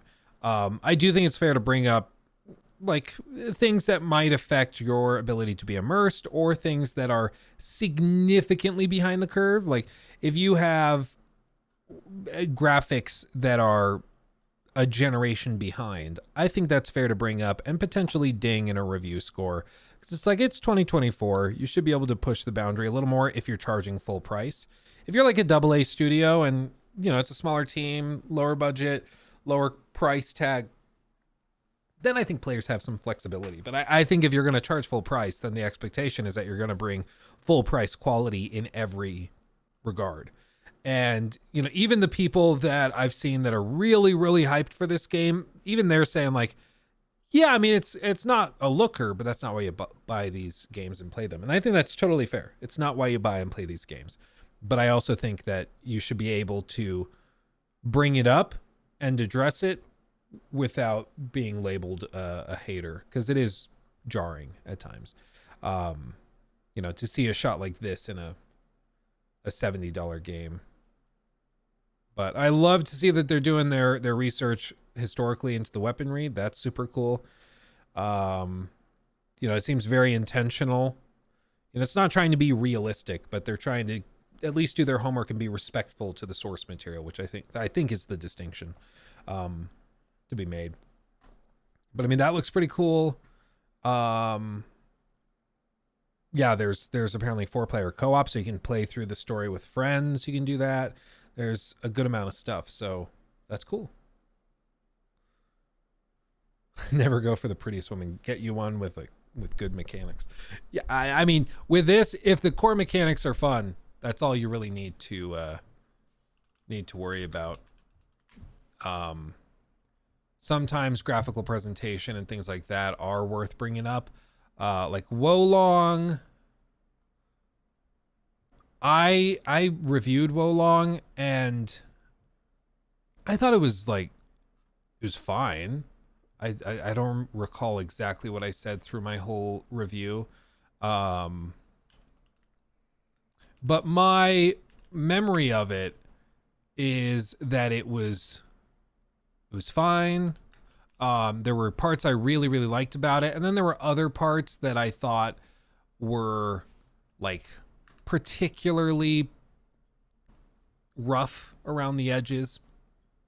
There were a lot of issues with like, I think I had problems with, was it crash? I don't know. I just remember having some technical issues. And I also thought that there were some parts of the area or parts of the game that felt extremely unpolished visually, kind of like that Final Fantasy VII Rebirth thing where there's like rocks that feel like they're straight PS2 era, but then they're right next to rocks that are super modern. So it just felt like it wasn't super polished. Yeah, you said one of the levels looked like a burnt chicken nugget. I do remember that, and I stand by that. That whole level looked like a burnt chicken nugget. I do agree with that. So I stand by that. I do think also though, like some of this footage of like Neo 2, I look back at this and Neo was not just a fun game. I felt like it was also, at least at the time, I felt like it was a looker. But even looking back at this, the fact that it's only 3 years ago,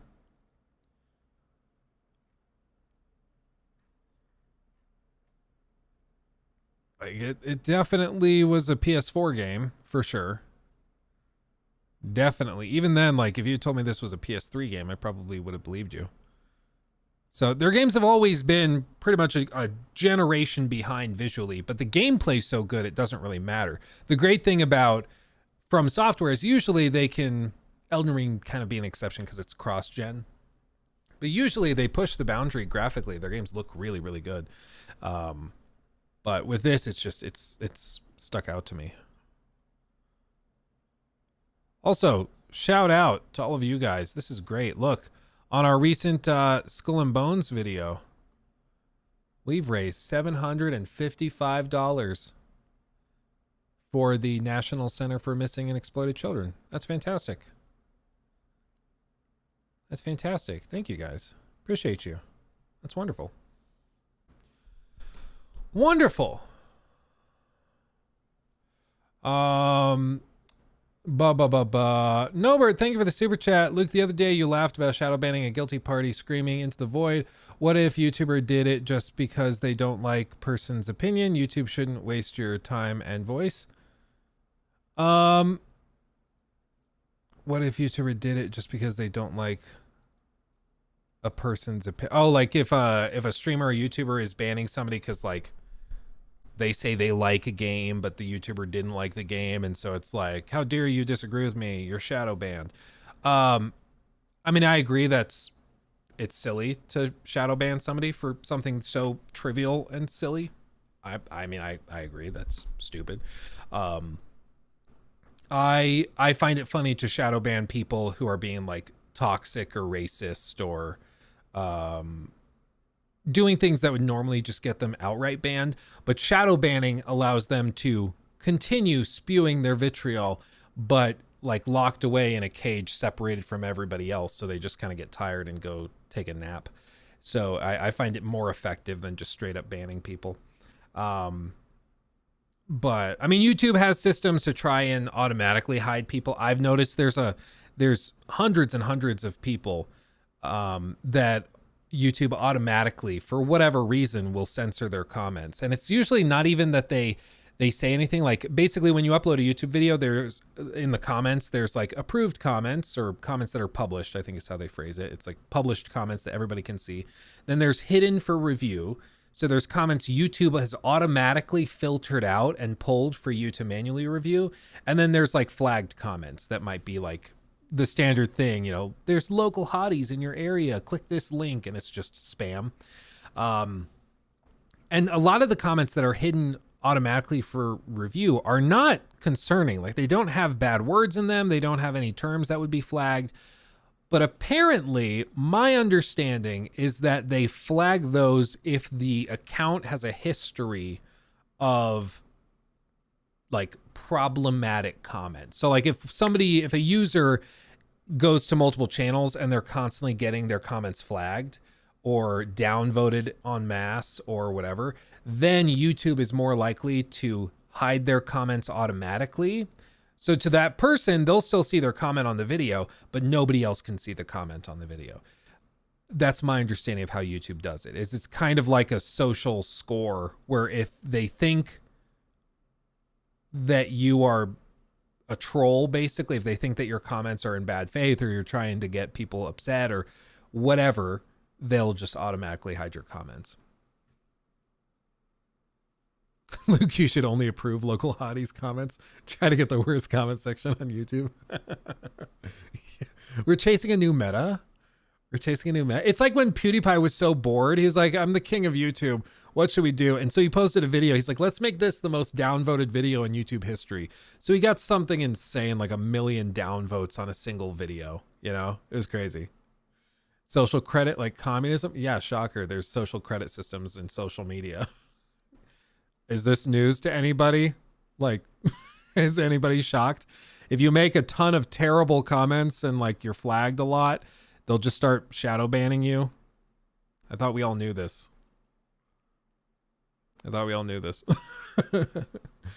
Now, I hate to be the bearer of bad news. If you make a bunch of comments that YouTube or any other social media platform thinks are bad, they'll stop showing your comments to everybody. I thought everybody knew this, but maybe it's breaking news. I don't know. But yeah, that's a thing. Are you gonna rebrand as Stevens Gold? Stevens Gold? No, I don't think so. I tried growing my hair out. I chickened out. I couldn't do it. Have I tried Pacific Drive? Yeah, I put about an hour into it last night. I haven't gotten the chance to really sink my teeth into it. Or I guess it was yesterday afternoon.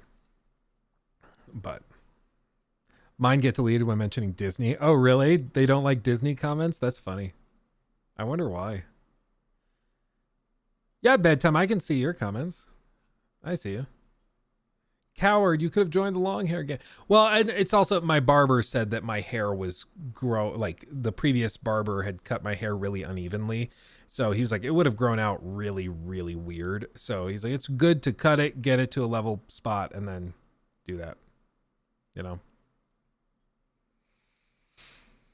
I got downvoted a lot for arguing with Disney Star Wars fans.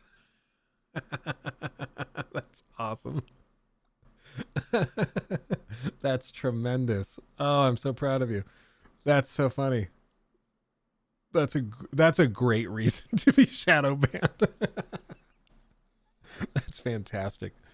Oh, wow. The problem with all this is that like YouTube doesn't share any of these details. Like they don't share any of these details. Nobody actually knows how any of these systems work. I don't even think most people at YouTube know how these systems work.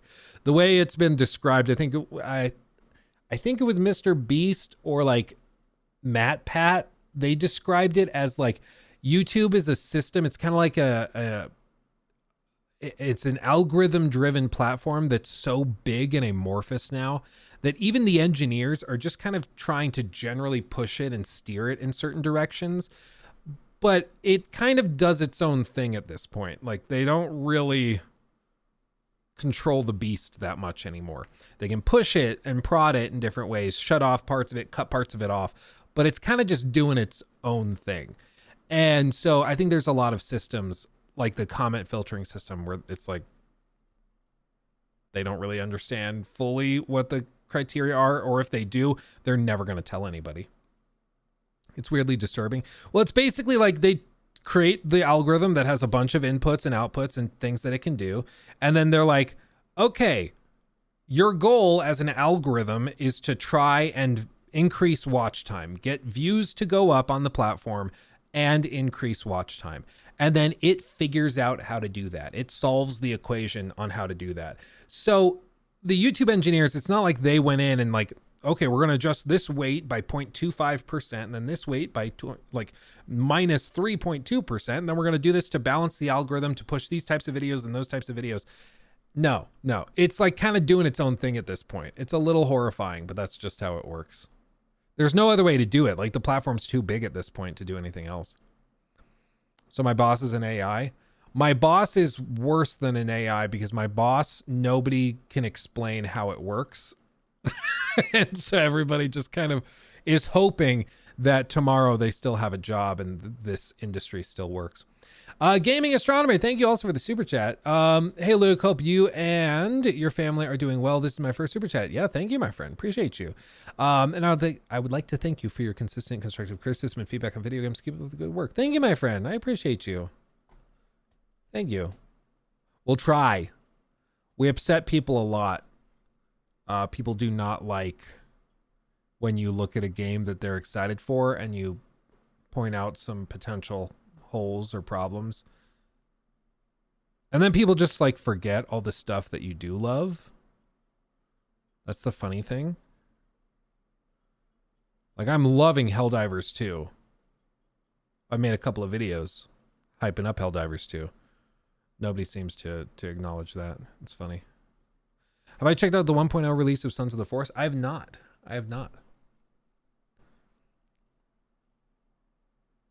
Apparently publishers don't like it either. No. Oh, Final Fantasy Rebirth. Yeah, no, I'm excited for that. Yeah, no, I think it looks great. And to hear that they're improving like the performance mode, that's awesome to hear.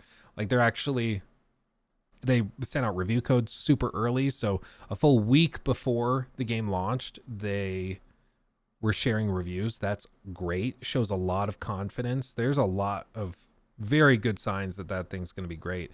And I mean, I just think in general it looks awesome. I'm genuinely interested in knowing what the like mass market appeal is though, because I don't know if people look at Final Fantasy VII Rebirth, like say put yourself in their shoes. Like if you're somebody who didn't play Remake, are you gonna try this? Like, do you buy it or do you go and buy the last game first? Because I think you probably should play the last game, or you should at the very least watch like a full synopsis of the story. Otherwise you're going to be totally lost. So, you know, I'm just interested in how wide that market is, how wide that market appeal is. Because I think something like Red Dead Redemption 2, for example, does a really good job of mass market appeal because you don't really need to play Red Dead Redemption 1 to understand Red Dead 2. If you played it, you'll have a greater appreciation of it, for sure, for all of the characters. It's also helped because it's a prequel. you know, but even the same thing is true of like GTA 6, you know, big games with mass market appeal. Helldivers 2, you don't need to play the first one. There's no need to have that foundation laid. But one of the struggles Square Enix has had recently with Final Fantasy specifically is like Final Fantasy 16, a lot of people were kind of iffy on it, seemingly because the 16 stressed them out. They were like, it's the 16th game in the franchise.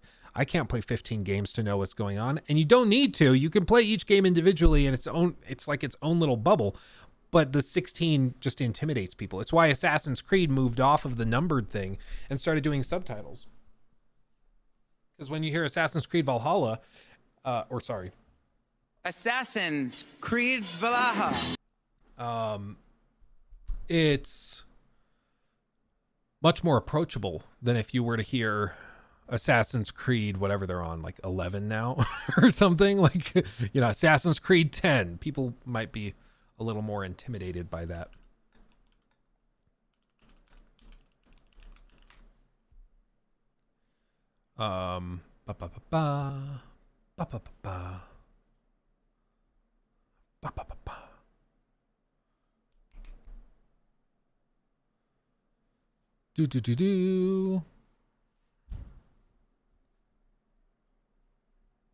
Okay. AC 27. I honestly don't know how far, like how many they made. How many? Okay.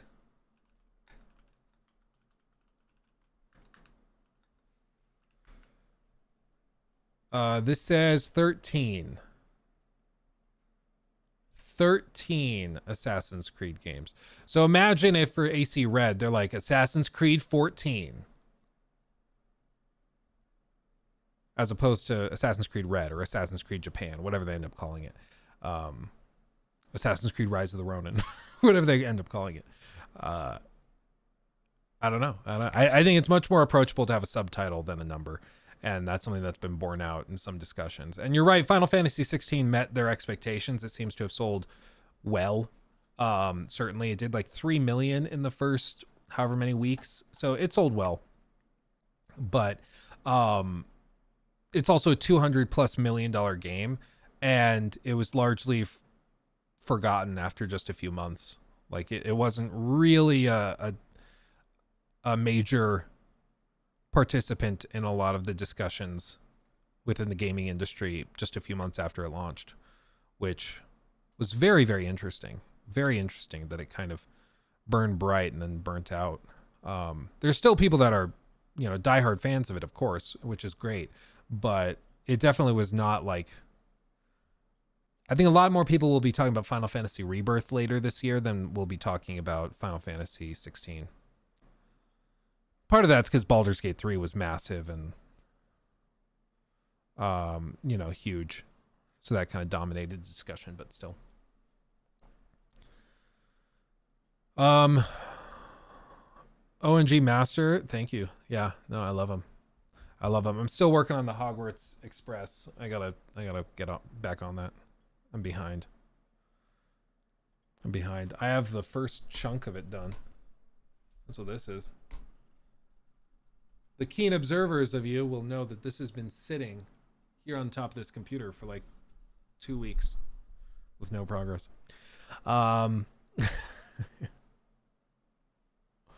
Any advice on lower skill players looking to play Elden Ring? Is it just repetition that's important, or are there cheese methods me and my friends need to know? I mean, I don't think I think the cheese methods at this point, after all the patches and balancing, are probably robust enough that it's more just like, this is the way of taking on this boss. You go around here, dodge this attack, and then sprint behind him and do this. So I don't think there's any shame in looking up like cheese or like best techniques for X boss. I think that's fine. It'll teach you how to play. I think that's fine. You know, anybody who's like a purist and is like, no, you have to play through and struggle for hours and hours and hours. I think that it's just masochistic at that point. Like, I don't see that as reasonable. But if you go and you're willing to learn from what those techniques will teach you, I think that's fine. You can outbuild any boss. Yeah, it's true. One thing you could do is you could look up like one thing I've tried before is look up speedrunners. See how speedrunners do it. Because speedrunners will teach you like the ultimate techniques. And you're not going to be able to speedrun the boss, but if you can see how the speedrunners use the techniques to overcome those challenges and those difficult bosses, it'll give you an idea of what those techniques are. And if you just get 10% mastery of those, you'll be competitive, you know. Isn't the whole point to learn the boss's moves and adapt? Yeah, well, I mean, no amount. This is why I think there's a difference between cheesing and then looking up strategies and techniques. Like, if there's one boss that's like, at launch, there were issues with, which boss was it? One of the bosses was like straight up broken. You could go into a certain spot and then he couldn't reach you. I don't remember who it was, but there was one boss that was just like straight up broken. And if you cheesed him, it just wasn't even a fight. You just went over here, did this thing, and then you won. It was super stupid. I'm not saying you should do that. What I'm saying is, like, if you can find a strategy where it's like, yeah, you go and then you wait for this attack to come down. You have to dodge into him. When you dodge into him, then you can hug that booty and slap, slap, slap. And then you dodge back out. You kind of reset. That type of strategy guide, I think, is totally fine. Totally fine. Cheesing bosses probably is not going to help you. But if you look up strategies from people that really know the game, like the back of their hands, I think that's great. Yeah, you hug that booty and slap, slap, slap. You heard me, Jake. Oh, bedtime. You want a third channel covering TV and movies? My whole thing, I genuinely don't know how those guys dodge the frickin' copyright system covering and discussing movies and TV shows. I think you can do like still shots. I did that for The Last of Us season 1 and that worked. So I think I'd probably have to do something like that, just show like still shots and stuff. But some creators will straight up just use entire clips of the movies and stuff in their videos, and it's totally fine. I don't know how they do it. Maybe they just don't do any ad revenue and they just are like, yeah, half the world can't see the video. I don't know. They get whitelisted. That's the dream, I guess. It's only cheese if you use all those tools and tactics and then go around talking about how easy the game was. Yeah, I think that's fair. I think that's where you have to draw the line. Yeah, I don't know. Change the frequency of the audio. Oh, dude, these algorithms are so smart. You can make the video black and white, flip it 180 degrees, distort it and stretch it up and down, stretch it out. And you can also put like watermark filters over top, and the algorithm can still tell what it's from. It's outrageous. It used to be like, oh, just mirror it and then you're fine. Doesn't work anymore. It used to be mirror it and do a color filter and it can't tell. Nope, can still tell. You can pitch the audio up or down, sideways, lengthen it, like stretch it, shrink it, whatever. And it's still like these algorithms for detecting the copyrighted content are outrageously good. It's so stupid, but it's, I mean, it's low-key scary how good they are.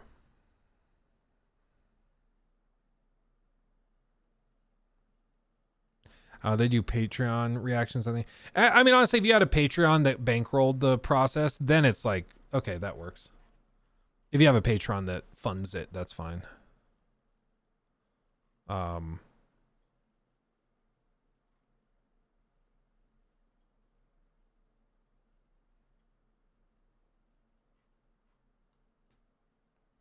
It's low-key scary. It's low-key scary, yeah.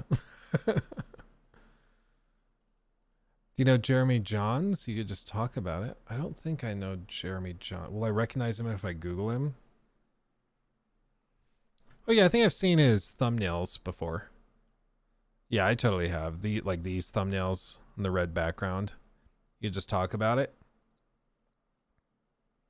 Yeah, I mean, I'm down. I'm down. I think it could be fun. It's just, it's also a matter of finding time. Like that's been the other thing recently. Just finding damn time. Okay.